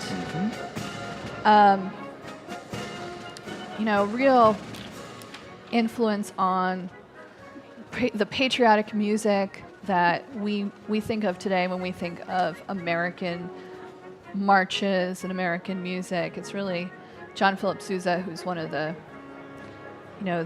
main influences in that type of music. There's so much named after him. There's bridges named after him, schools. He's buried Congressional Cemetery in Washington, D.C., which is just down the road a little bit from the Capitol building. Again, we're looking at the Rotunda. This is the west side of the Capitol, these Revolutionary War paintings that we just seen at the base. Again, the buildup continues.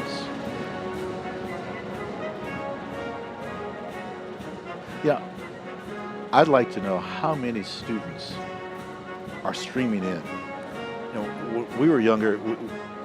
inaugurations, you went to school that day. You went to Yes. school that day, and then you knew it happened. But now with everything that's available to people, students now in their classroom are able to stream. Perhaps they're streaming our YouTube feed now.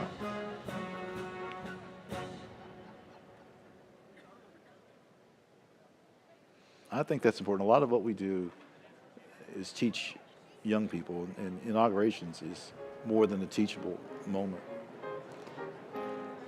So I think Franklin Graham has arrived. Oh, and he's going to be doing one of the Prayers. prayers during the ceremony. His father, Reverend William Franklin Graham, Billy Graham's statue was unveiled May 17th of last year. That statue is placed in the crypt. His wife, Ruth, is behind his left shoe. Yeah, That's speaking of ceremonies in the Rotunda. Reverend Billy Graham. Oh, there we go. There he There's is. Franklin Graham. Mhm. Oh, and there's I believe that's Cardinal Dolan next to him from Who- New York. He's on the program. Mhm.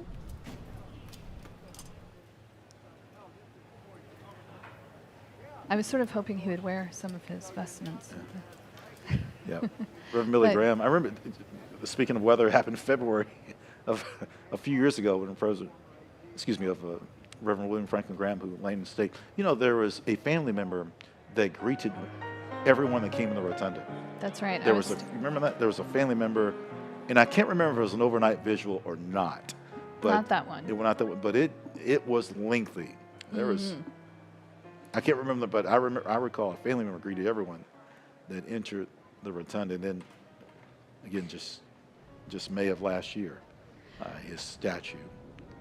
Now we're happy that even though we've moved it inside, and so there aren't as many people outside watching, we do have about 100,000 people watching this live stream today. So yeah, I noticed at the beginning 2.2 million people had signed up, or at least were on it. They were waiting at I don't know, 8:45, 8:50, but 100,000 and more coming. Let's be honest. We have a lengthy broadcast, and again, we're really just getting started. JASIC just isn't honoring the oath of office beyond that, and we have so much to show you. yes, and hopefully members of the Joint Committee are going to arrive soon. And if members of the Joint Committee are arriving, that means we're really getting close to the start of the ceremony. And this is them arriving now. Mr. Speaker, good morning. How do you feel this morning? It's exciting. Bright, sunny outside, bright in our hearts. Oh, we just heard the speaker. A lot. We'll see. Thank you. Speaker Mike Johnson from Louisiana.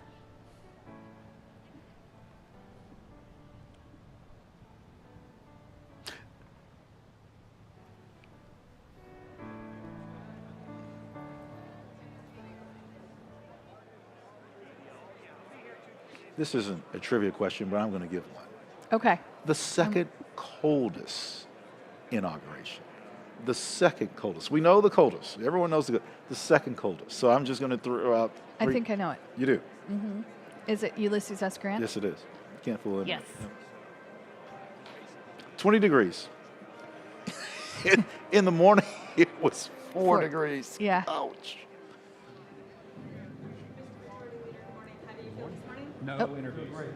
Thank you, sir. We're hearing some of the audio from the people who are coming in. The Speaker's office is close by. We should mention that the Speaker's office is just off the side of the house side of the Rotunda. That hasn't always been the Speaker's office. It's been on our beloved East Front lobby. Matter of fact, it was under Speaker Newt Gingrich that the Speaker's office moved to its present location. Oh. Uh-huh. What is your message today? Sir, thank you. How quickly are we filling up? I know, you said it was Just- going to happen. Well, it much sooner than I thought. Yeah. Well, there are 535 members of Congress, right? So everyone gets a seat today. Plus yeah, you mentioned plus cabinet members, cabinet members. chairman, joint chiefs of staff. Yeah. Our boss has a seat someplace. I'm looking for Mr. Austin. He's probably he'll probably work it up until the very second. And the delegates from the territories and District of Columbia. I think we mentioned Mayor Muriel Bowser and the governors and all sorts of people coming here today. The statue to the right that's in marble is President Abraham Lincoln. To the left will be President Ulysses S. Grant. And then to the left of that, the bronze statue, Harry S. Truman. That particular statue of President Abraham Lincoln dates back to 1870, sculpted by a woman. The first woman to sculpt a statue for the Capitol, Vinnie Ream. She was a teenager when she got this job. It's just amazing. Madison, Wisconsin. Yeah. She was able to do such a lovely piece of art. And then the Ulysses S. Grant statue was a gift, but not from a state this time. Mm-hmm. Right. That again, it's rather strange. Every state must give 2 statues, but some statues are gifts, like Thomas Jefferson, and then some are commissioned by Congress. Senator McConnell is talking to. Let's see if we can get close here. Ladies and gentlemen, Oh. the members of the United States Senate, led by Majority Leader, the Honorable John Thune, Majority Whip, the Honorable John Barrasso, and Democratic Whip, the Honorable Dick Durbin. Senate leadership has arrived, led by Senator John Thune, Senator Barrasso from Wyoming, Senator Dick Durbin from Illinois,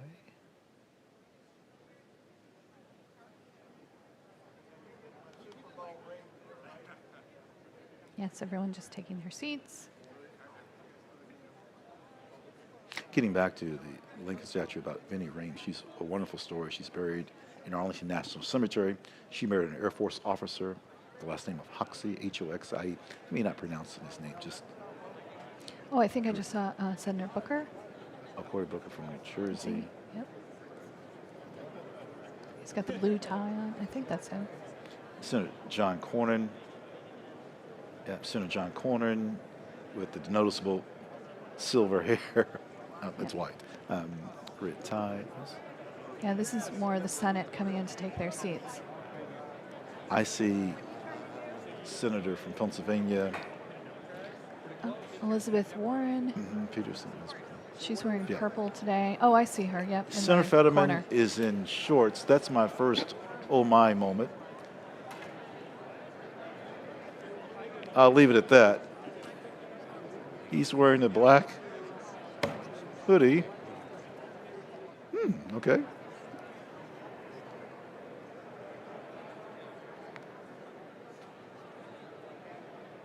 Oh, everyone's filling in. I think I Senator see- Cruz. Yep. Ted Cruz.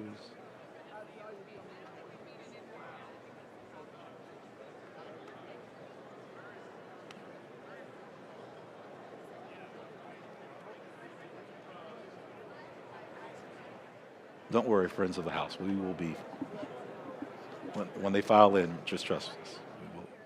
Yeah, some of them have already come in, but we'll pick them out as well.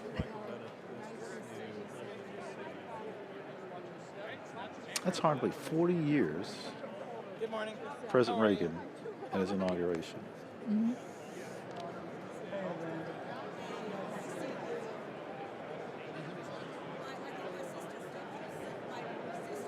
I'm told by former tour guides and just Washingtonians, that was a cold, cold day. Senator, right this way, please. Hey, Daisy, sorry. Present focus.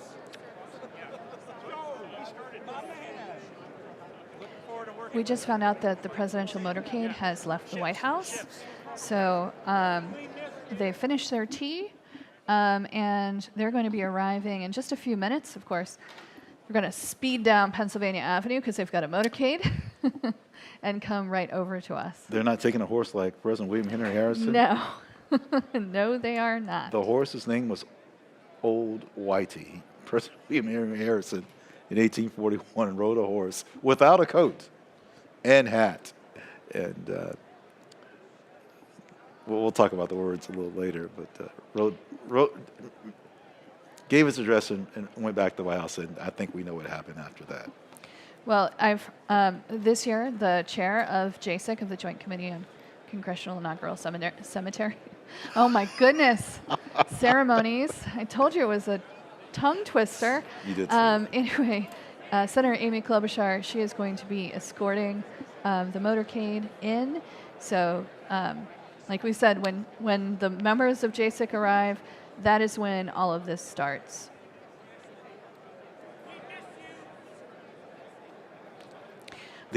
Which president do you think was the first to arrive by car, by automobile? By automobile. Mm-hmm.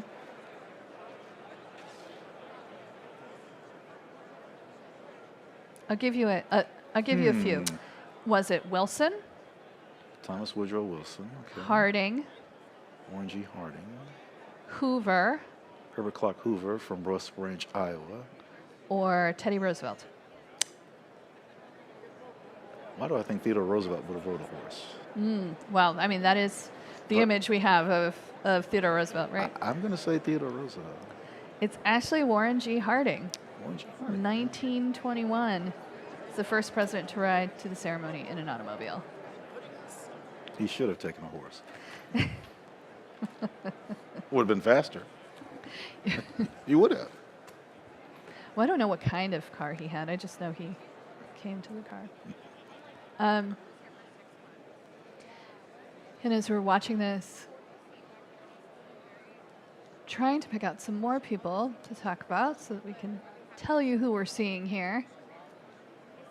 It's a lot of blue suits this year. I was watching your commentary from the last inauguration. I remember that Janet said a lot of the ladies wore teal. This time it's definitely navy blue. Seems to be, yes.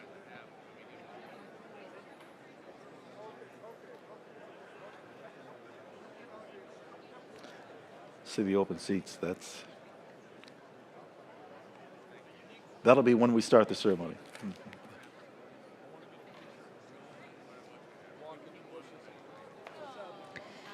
We're waiting. We're just waiting for the presidential inaugural arrival, and as soon as they show up, we are going to show you some footage of that. We'll go right to that camera. It looks like they're coming down. There we go. Looks like there they are. They're coming down Pennsylvania Avenue right now.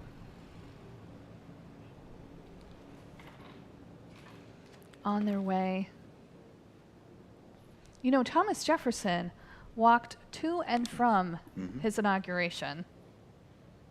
His boarding house was the modern-day Longworth building. And at that time, when he was inaugurated, the room was the Senate chamber, which is a stunning room. Please visit us, and hopefully you'll be able to see the room. And you mentioned not his first, but the second inauguration. He said in one of his inaugural speeches, I believe it's the second, a difference in opinion does not necessarily make a difference in principle. And so, in translation, that we can disagree, but the principles, those are the fighting points. It's very much the way it is today. You know, we've been talking a lot about the weather, of course, but at the beginning, the oath of office ceremony was always indoors. And then I think it's James Monroe who's the first to take the oath outside. Here's another thing I was thinking of. I remember reading, we're talking about Reagan's ceremony in the Rotunda. That happened on the Monday, the 5th, because the 4th was a Sunday. And I'm going back and forth. They used to be in March, and now they're in January. 20th Amendment, yes. So it's on the 21st of January. And, you know, not only was that Sunday the 20th, but it was also Super Bowl Sunday. Super Bowl Sunday. Really? Yep. So- Emily, there's an image of Emancipation Hall we want you to see. And friends, Emily and I, we've seen a lot of ceremonies in this room. And this is where, again, the Rotunda can only hold so many people. So you have others. I shouldn't say that's not a polite word to use, others, but those that were not able to make the Rotunda are going to this, our relatively new visitor center. I shouldn't say relatively new. 2008 when it's opened. And so this is another staging area. This is another view of the presidential There we motorcade. go, presidential motorcade arriving.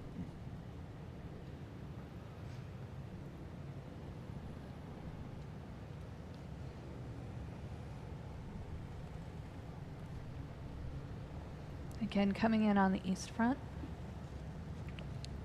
What a scene in Emancipation Hall. That was, There's so many people. if I'm not mistaken, there's about 12,000 to 14,000 seats there. So I'm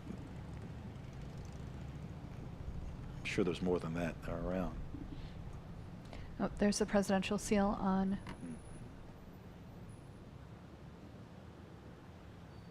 The car, so everyone's coming in.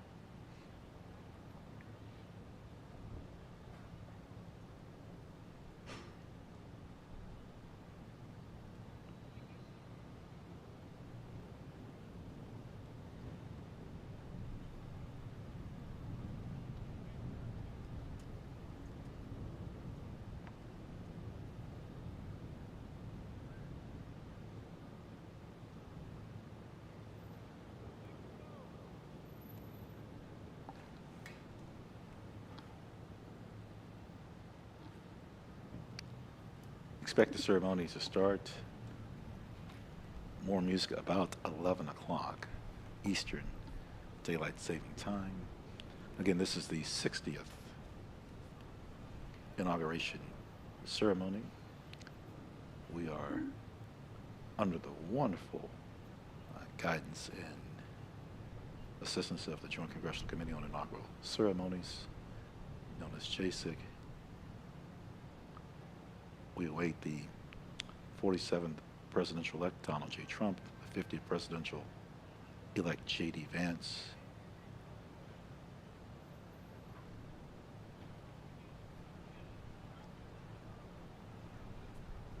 Again, this is the Senate side. We call this the carriage door.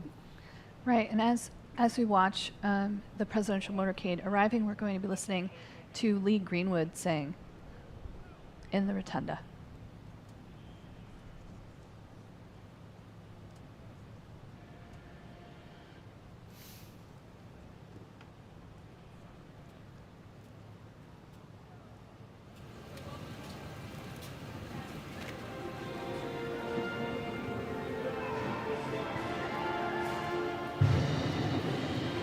J.D. Vance and his wife Usha are walking in right now.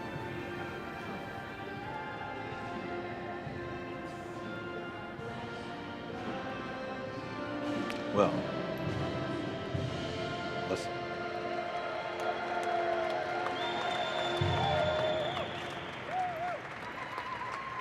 Lee Greenwood just finished his rendition of Proud to be American as he exits to the left.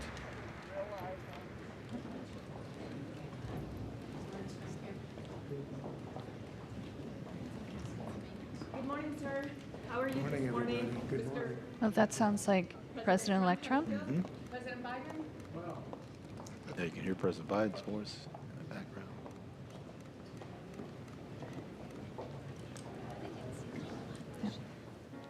President Biden sworn in 78 years of age. President Donald J. Trump shortly will be sworn in 78 years of age.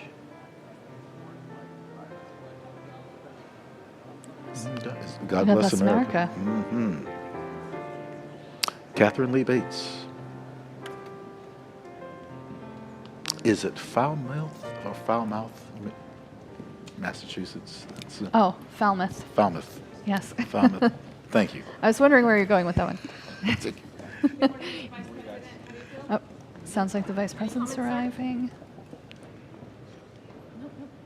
I really would like to hear that rendition of God Bless America. The space was traveling to Colorado to lecture, specifically Colorado Springs, where I was spending some time last October. And so moved that she penciled a poem and then transformed into a song.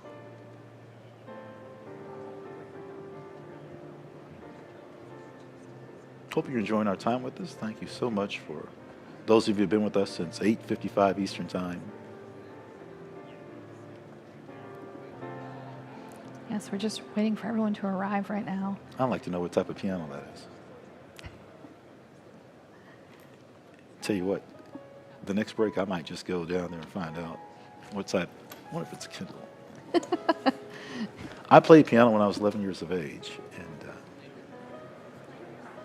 obviously I chose another career. Ladies and gentlemen, Oh, Okay. here we the go. President-elect's cabinet and cabinet-level designees.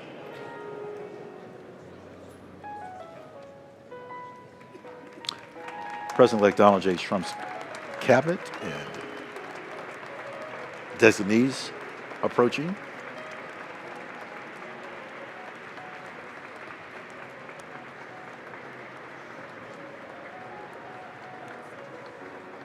The president's cabinet is appointed by the president, but the Senate has a role in this. They confirm the appointments. It's showing the relationship between the legislative branch and the executive branch.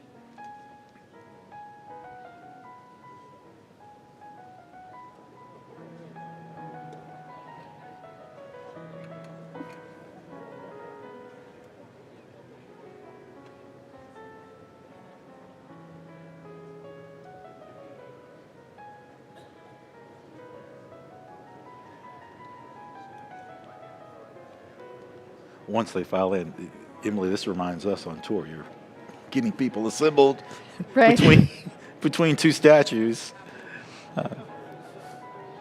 It is Face sort of me, similar. anticipating the diplomatic corps to be introduced very shortly. Nice to see that sky blue colored dress. Infantry blue, as we would say. In some parts of the military.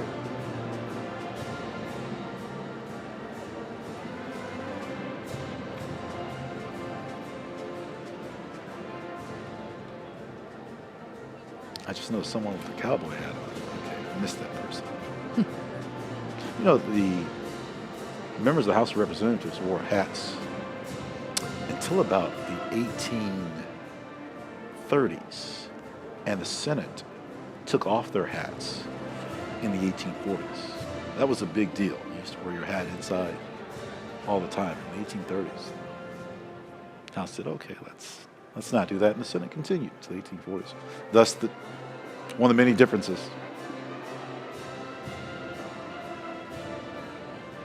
Yeah, the Senate and the House, they have their own rules for how they go about their proceedings, and those change with each new Congress. Or they can change. They don't have to, but they can. Again,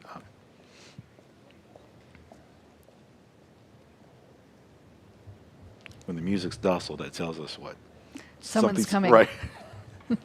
We're waiting for that curtain to open.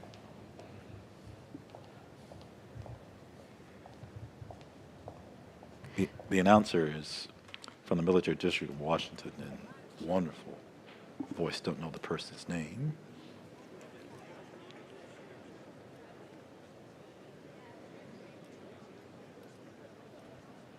Now they're coming through what we would call the west door of the Capitol building. So even though we're not on the west front, we are on the west side of the Rotunda for the ceremonies.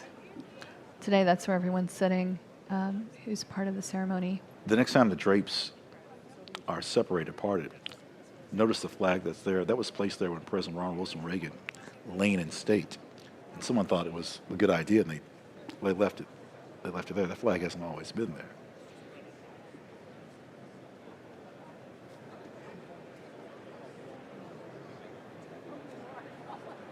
It's one of those things that, oh, here we go.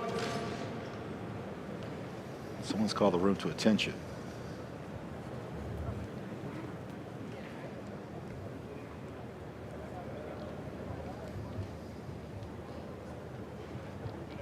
Okay, we're just waiting to see who's coming in.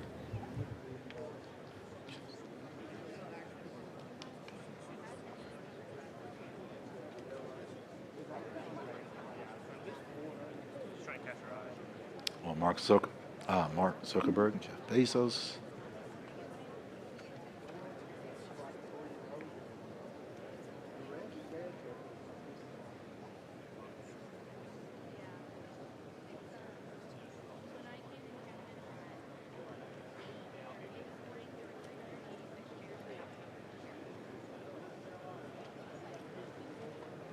No shortage of people in that room. That is.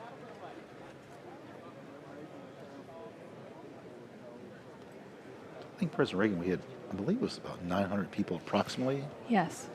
Yeah, but that was standing room only. So, It won't be yeah. 900, no.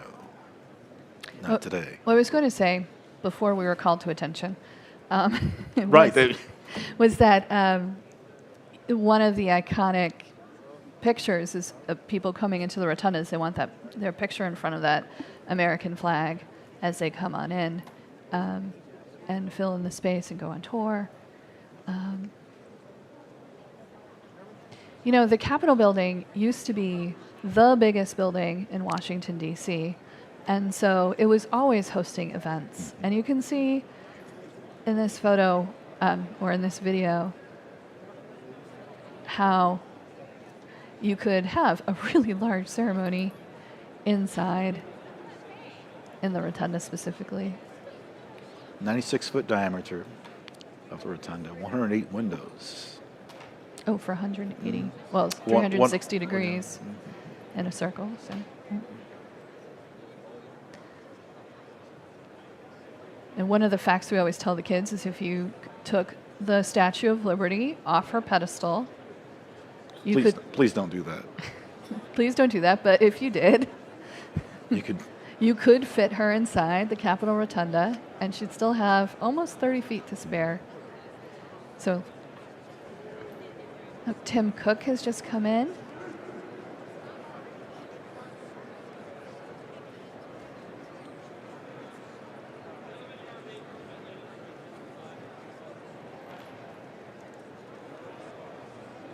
Few options when you come in.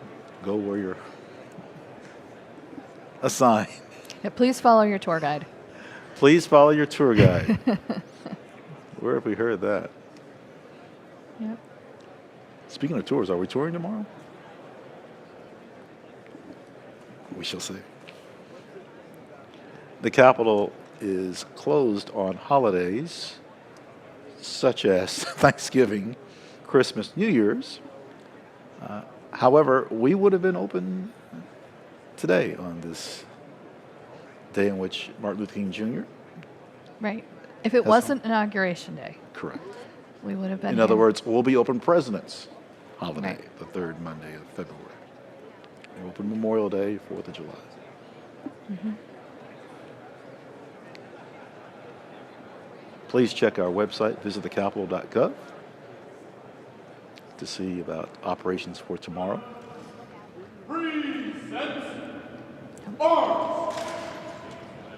That's the sound of those rifles.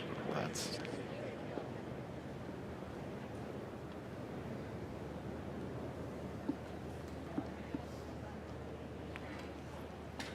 It is approaching 11 o'clock a.m. Eastern Standard Time. I'm Ron Jackson. Emily Velo is with us. We are happy to present on behalf of JASIC the 60th inauguration. President-elect Donald J. Trump will be sworn in by Chief Justice John Roberts shortly. When I say shortly, in about another 45 minutes. And Associate Justice Brett Kavanaugh we'll swear in Vice President-elect J.D. Vance. Between that time, a lot to observe, including the announcement of the Supreme Court justices.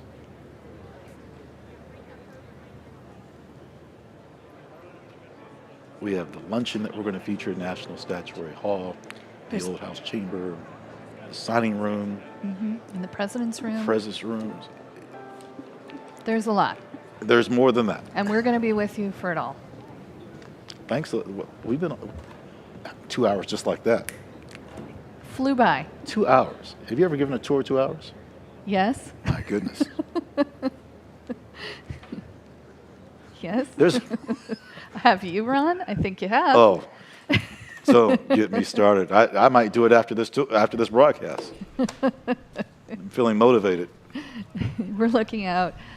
This is this is a view that we get to see a lot. Yes. On the right-hand side is the Library of Congress, biggest library in the world. And then on the other side, the third branch of government, the Supreme Court. The Supreme Court used to be in the Capitol building all the way until 1935. That's hard to believe. In just another, 11 years will be the 100th anniversary of the modern day Supreme Court. You're going to hear the name President William Howard Taft a lot. A lot. Case Gilbert, the architect, you're going to hear that name a lot. Speaking of President Taft, I think you mentioned this earlier about weather with President Taft in 1909. 9.8 inches. Yeah, they had a big blizzard, and so they had to move everything indoors. Yep. But, the Supreme Court sharing space with the Senate for so long, it seems unbelievable today, but, now they have their own building. Emily, we're having a moment here in which we're about to observe the departure.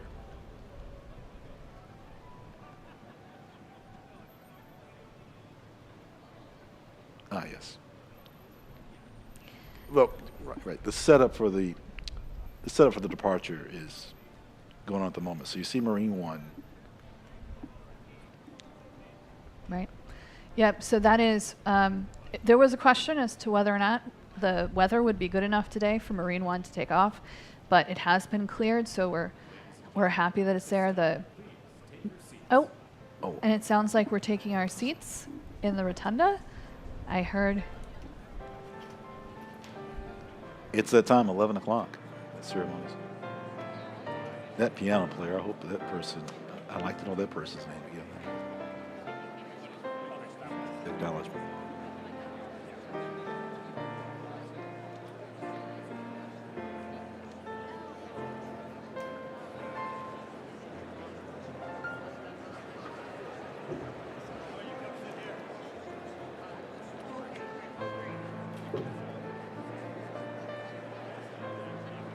Beginning to see people, they were going around shaking hands, talking to people. The seriousness of the moment is. Ladies and gentlemen, at this time, please be seated. Yep. Oh, this is a wonderful one. Lovely. Nice touch. We're going to preview some of the things we're going to see in just a few minutes. And of course, they'll come up on your screen, but we're looking forward to having a call to order by Amy Klobuchar, who, like we said, is the head of JSIC, the Joint Committee. Also, invocation by Cardinal Dolan and Franklin Graham. I'm excited to hear a little opera. An opera singer from New York named Christopher Macchio. He is going to be singing later. Tenor, yes. It was. Speaking of opera singers, it was Jesse Norman in 1985, graced the Rotunda. Yep, and then country music star Carrie Underwood will be singing America the Beautiful. So lots of pomp and circumstance. It's a very important event for America, but also a lot of great music. I liked our last shot from the East Front. It was showing the preparation for the departure. Again, this is just so many pieces that have come together. Oh, there we go. Yep. Yeah, that's a ceremony. That is a formal ceremony of the Vice President and, excuse me, the President will, President Biden, Dr. Jill Biden will depart. Yeah. We'll talk about this later, but 50 years of service, that's something to reflect Celebrate. on. Mhm. Yep, absolutely. And I'm just drawn to the Library of Congress in the background. But I'm heard that the Supreme Court is going to be arriving shortly. They have such a long trek from across the street to come to the Capitol building. Oh, they didn't walk, but it's long, lengthy. They didn't walk, but it is, you're right. Yeah. Of course, we have the old Supreme Court. We were talking about that a little bit earlier on the first floor on the Senate side of the building. We get to go in there quite a bit. So many rooms. It's such a wonderful building. We'll talk about visiting again a little later. Right. Okay, here we go.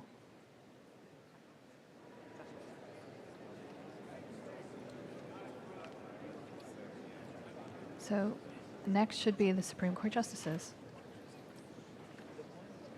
Emily, the painting to our left, Saratoga, New York. The painting to the right, Yorktown, Virginia. Yes. We'll get to those a little later on, but just for those who are wondering, who on earth was in the red coat? General John Burgoyne. And who was in the red coat on the right? General O'Hare. We will get to those paintings a little bit. We look forward to the Judiciary Branch making an appearance inside the Rotunda. Yep. Again, this room dates back to 1824. All three branches of government here today. The legislative branch is hosting, but the executive branch, the judicial branch. We have volunteers that work with us that are here today, so everyone contributing. And you, those of you that are watching our YouTube broadcast, thank you for your patience.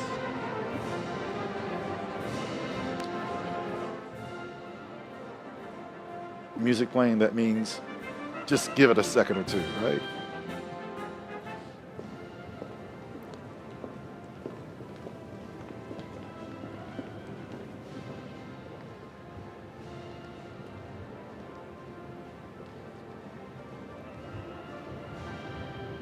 It's hard to believe just 3 weeks ago, President Carter, laying in state. Right. A very different ceremony, a very solemn affair. And thousands of people came to give their condolences.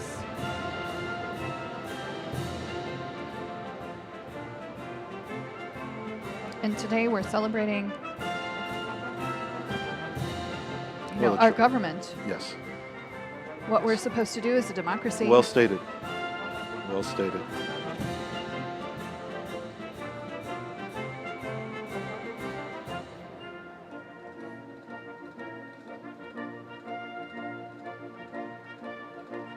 You know, the thing is, I'm watching this about how here, we're on the East Coast, we're in Washington, D.C., but people came from literally all over the country to be here today. World.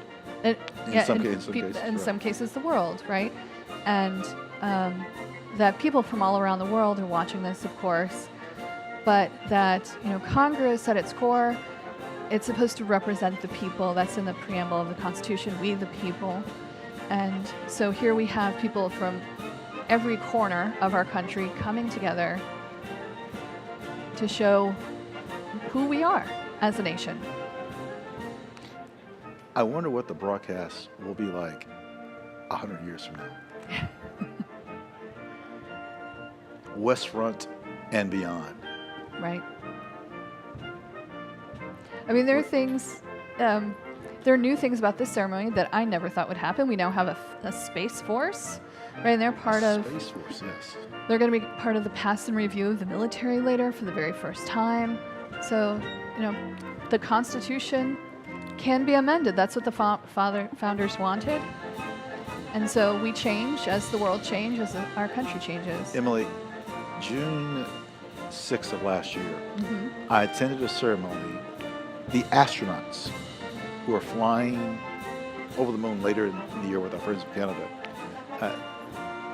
the lead commander said, when your children, excuse me, when your grandchildren fly from Mars to the moon to here, there's a tree, the saplings came from the moon. They planted it. It's a wonderful, it's not a spruce, it'll come to me. It's sweet gum. It's a sweet gum. A tree was planted last year, and you mentioned Space Force, and I couldn't help but think the astronaut said, this is going to be in the future. And so. And I think right now we're going to listen in. This land is your land. I didn't know they were going to play this, but.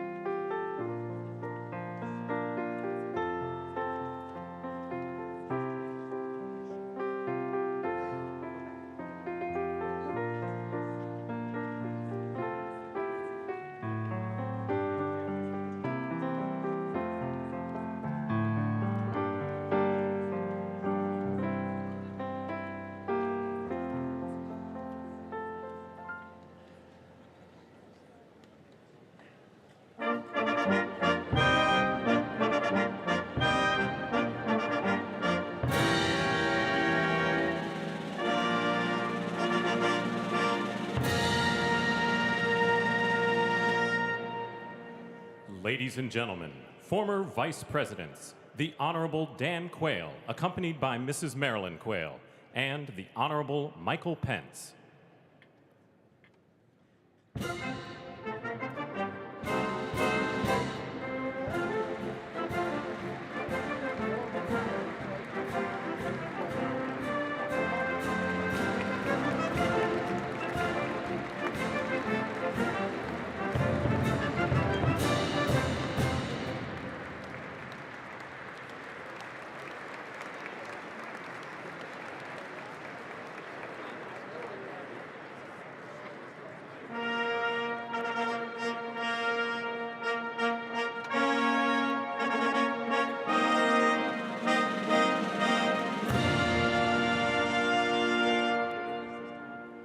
Ladies and gentlemen, the 42nd President of the United States, the Honorable William J. Clinton, accompanied by the Honorable Hillary Rodham Clinton.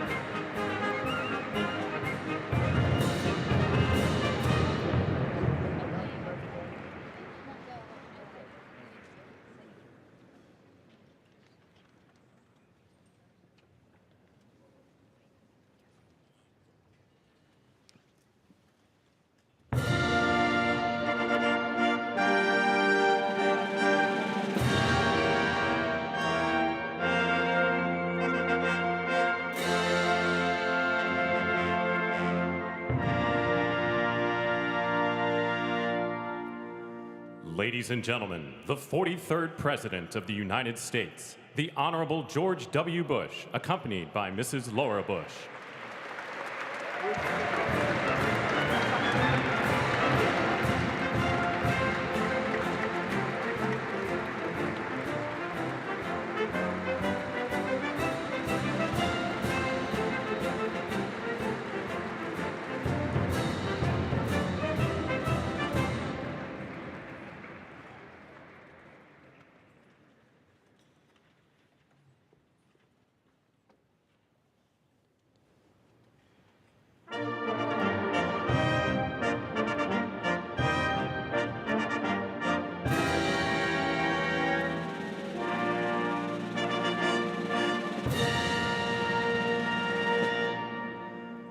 Ladies and gentlemen, the 44th President of the United States, the Honorable Barack H. Obama.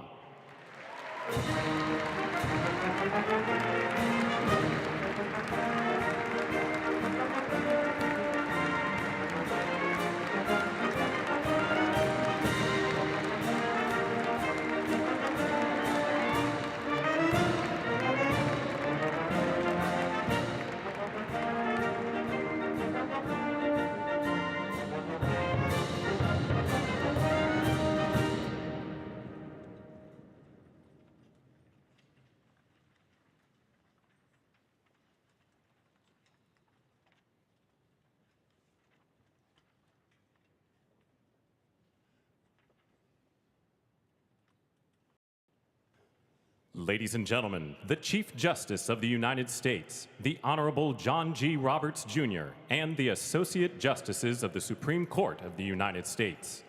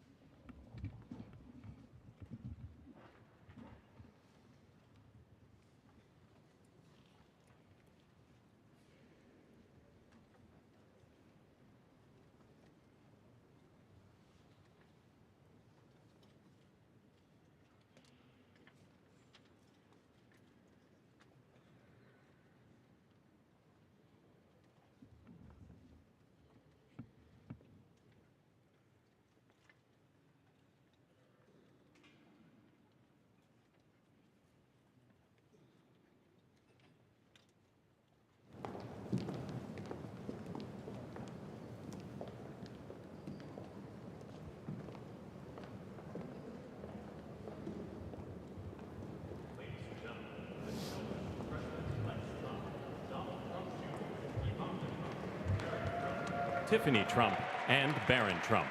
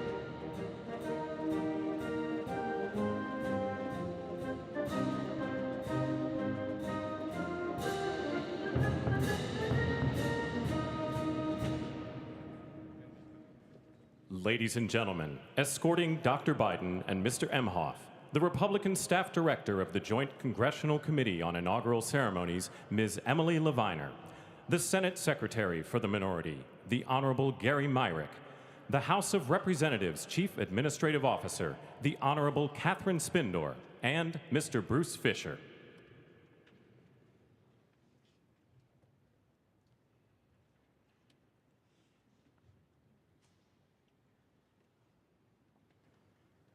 Ladies and gentlemen, Dr. Jill Biden and Mr. Douglas Emhoff.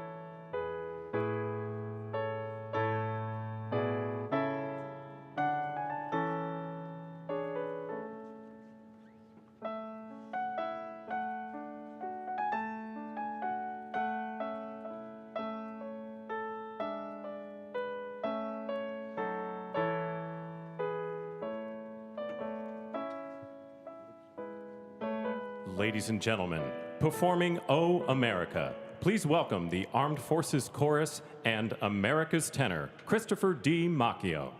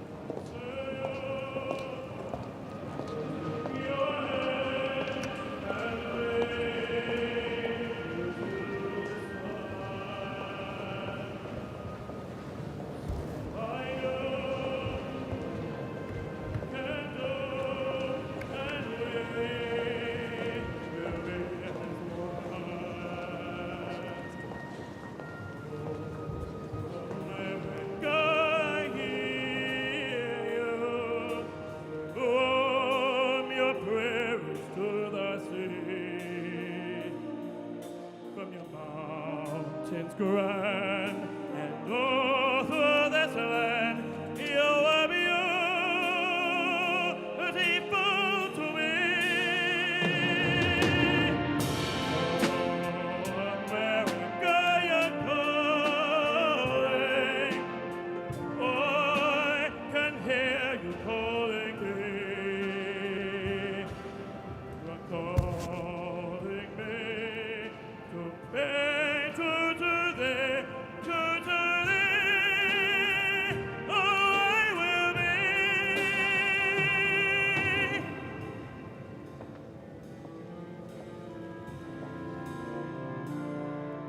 And we will be as one.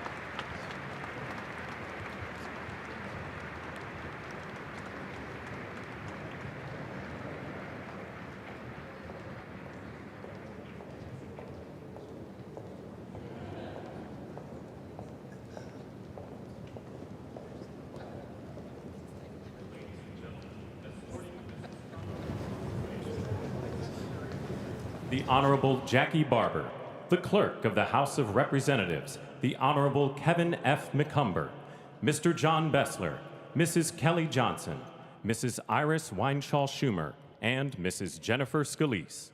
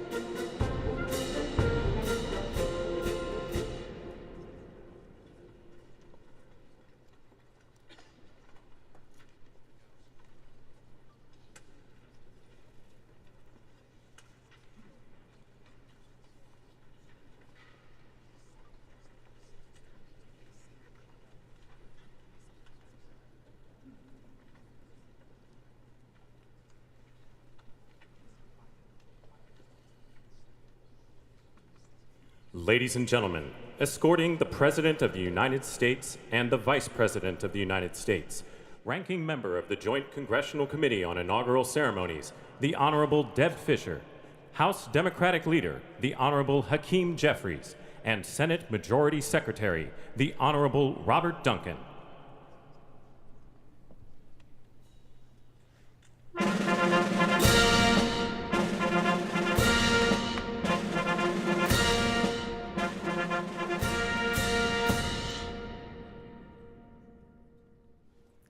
Ladies and gentlemen, the President of the United States, the Honorable Joseph R. Biden Jr., and Vice President of the United States, the Honorable Kamala Devi Harris.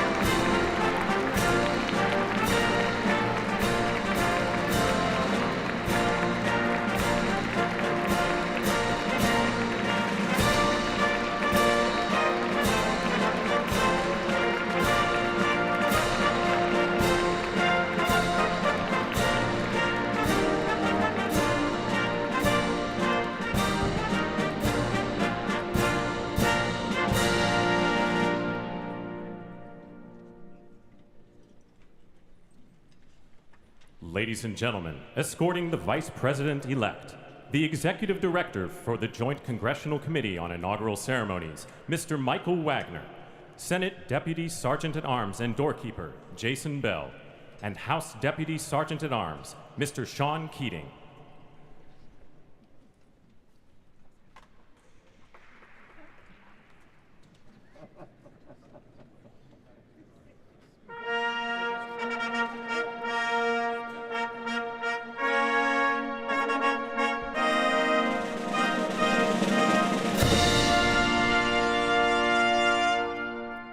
Ladies and gentlemen, the Vice President-elect of the United States, the Honorable J.D. Vance.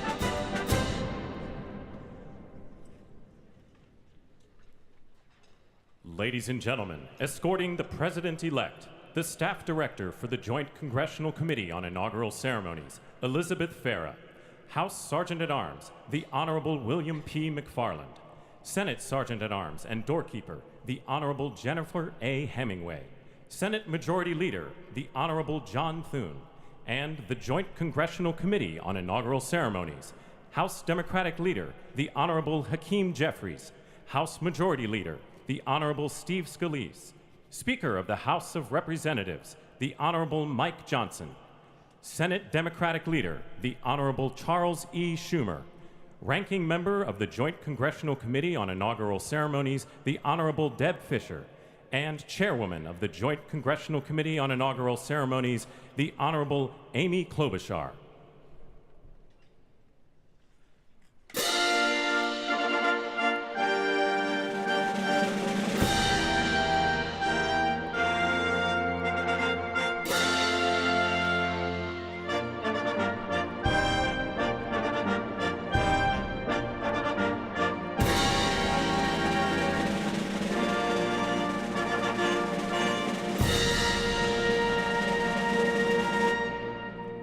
Ladies and gentlemen, the President-elect of the United States, the Honorable Donald John Trump.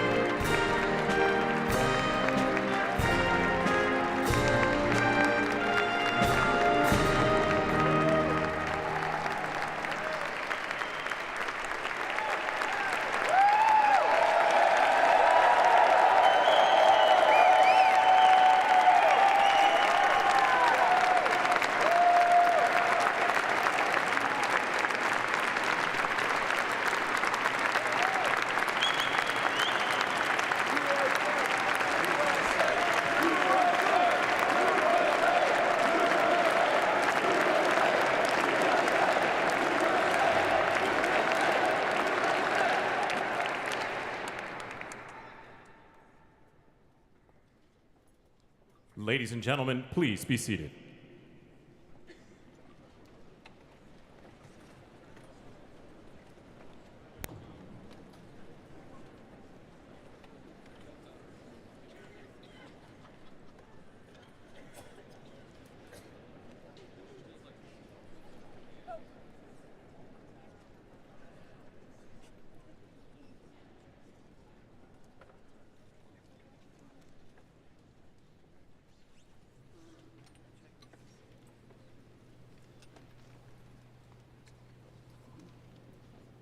Please welcome the chairwoman of the Joint Congressional Committee on Inaugural Ceremonies, the Honorable Amy Klobuchar.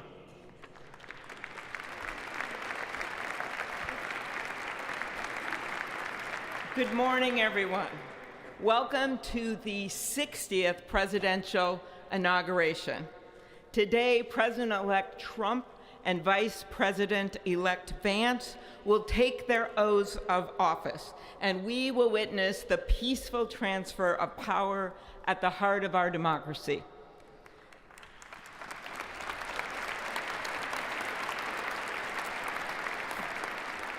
For the past year, I've chaired the inaugural ceremony committee, which includes the leadership of Congress from both parties. We thank the committee and Capitol staff and law enforcement who worked so hard over the last year, and especially the last 3 days. You've done a beautiful job, and you have shown grace under pressure.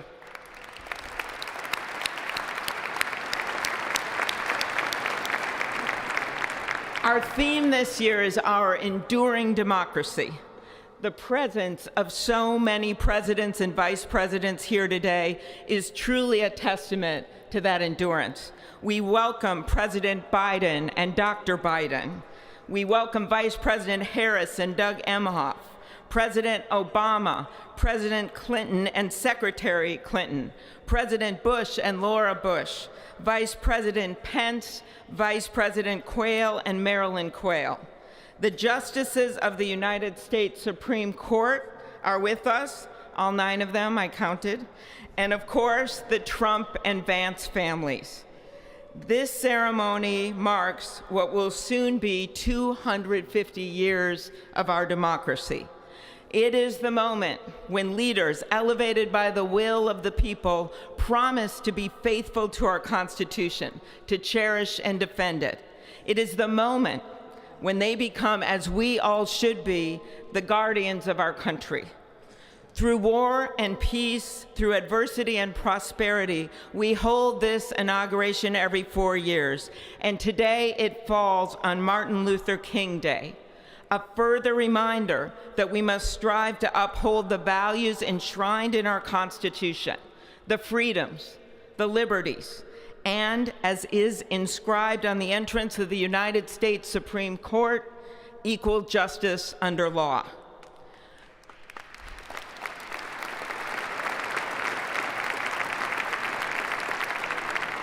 But what makes this moment more than a passing ceremony is all who are watching it across the country, the people of this nation, the ordinary people doing extraordinary things. President Kennedy, who at one point worked as a senator in this building and would often walk through this very rotunda, once said, "In a democracy, every citizen, regardless of interest in politics, holds office. Every one of us is in a position of responsibility." With that responsibility of citizenship comes an obligation not to seek out malice, as President Lincoln once reminded us, but to view others with a generosity of spirit despite our differences. With that responsibility of leadership comes an obligation to stand our ground when we must and find common ground when we can. With everything swirling around us, the hot mess of division, it is on all of us, to quote an incredible songwriter who just happened to be born in my state, to ensure that our nation's democracy is our shelter from the storm. There's a reason this ceremony takes place at the Capitol. In other countries, it might be in a presidential palace or a gilded executive office building. Here it is traditionally held at the Capitol, the People's House. It is a fitting reminder of the system of checks and balances that is the very foundation of our government, 3 equal branches of government. That is how, for nearly 250 years, our great American experiment, grounded in the rule of law, has endured. So, as we inaugurate a new president and vice president, let us remember that the power of those in this room comes from the people. The construction workers who build our country, the teachers and healthcare workers who nurture us, the troops defending our freedoms, and yes, the firefighters in Los Angeles putting themselves on the line for us.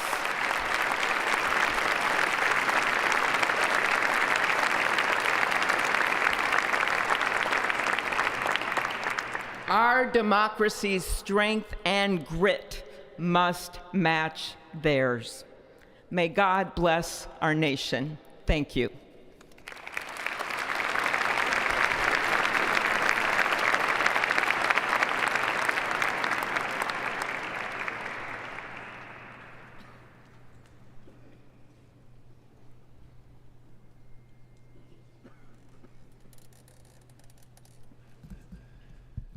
Good afternoon.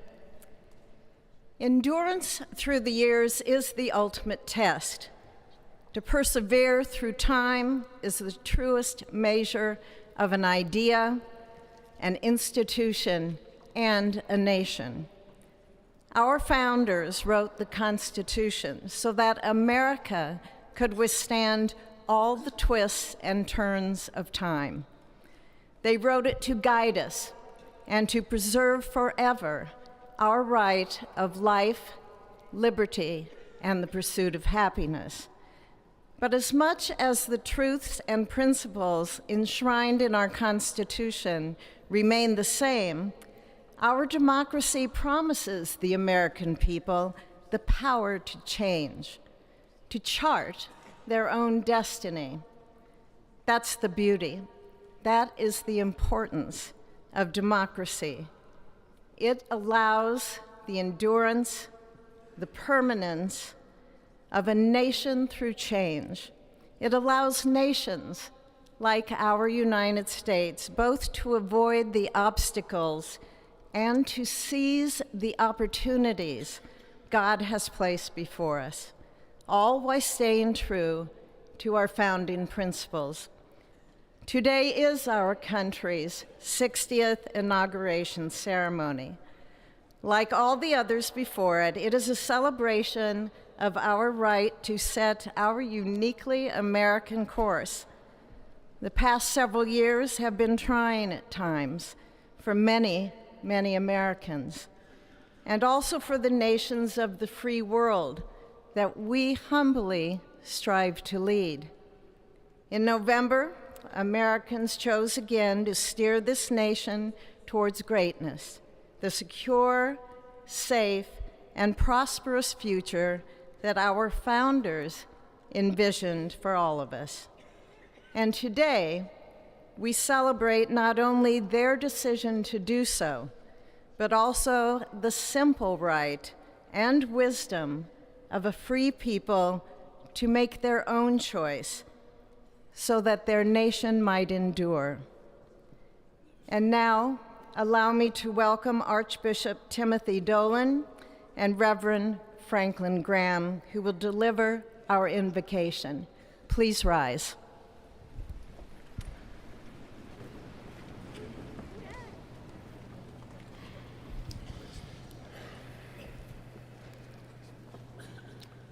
Be still and know that I am God, supreme among the nations, supreme on the earth. Let us pray. Remembering General George Washington on his knees at Valley Forge, recalling Abraham Lincoln at his second inaugural, with malice toward none, with charity for all, with firmness in the right as God gives us to see the right. Remembering General George Patton's instructions to his soldiers as they began the Battle of the Bulge 8 decades ago. Pray. Pray when fighting. Pray alone. Pray with others. Pray by night. Pray by day. Observing the birthday of the Reverend Martin Luther King, who warned, without God, our efforts turn to ashes. We, blessed citizens of this one nation under God, humbled by our claim that in God we trust, gather indeed this Inauguration Day to pray for our President Donald J. Trump, his family, his advisors, his cabinet, his aspirations, his vice president, for the Lord's blessings upon Joseph Biden, for our men and women in uniform, for each other whose hopes are stoked this new year, this Inauguration Day. We cannot err in relying upon that prayer from the Bible, upon which our president will soon place his hand in oath, as we make our own the supplications of King Solomon for wisdom as he began his governance. God of our fathers, in your wisdom you set man to govern your creatures, to govern in holiness and justice, to render justice with integrity. Give our leader wisdom, for he is your servant, aware of his own weakness and brevity of life. If wisdom which comes not from you be not with him, he shall be held in no esteem. Send wisdom from heavens that she may be with him, that he may know your designs. Please, God, bless America. Please, mend her every flaw. You are the God in whom we trust, who lives and reigns forever and ever. Amen.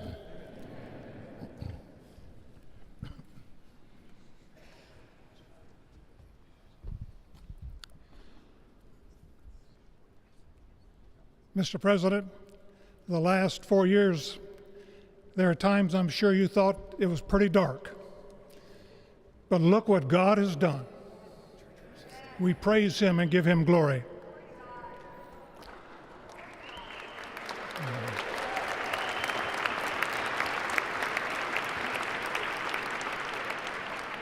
Let us pray. Our Father and our God, thou hast said, blessed is the nation whose God is the Lord. As the prophet Daniel prayed, blessed be the name of God forever and ever.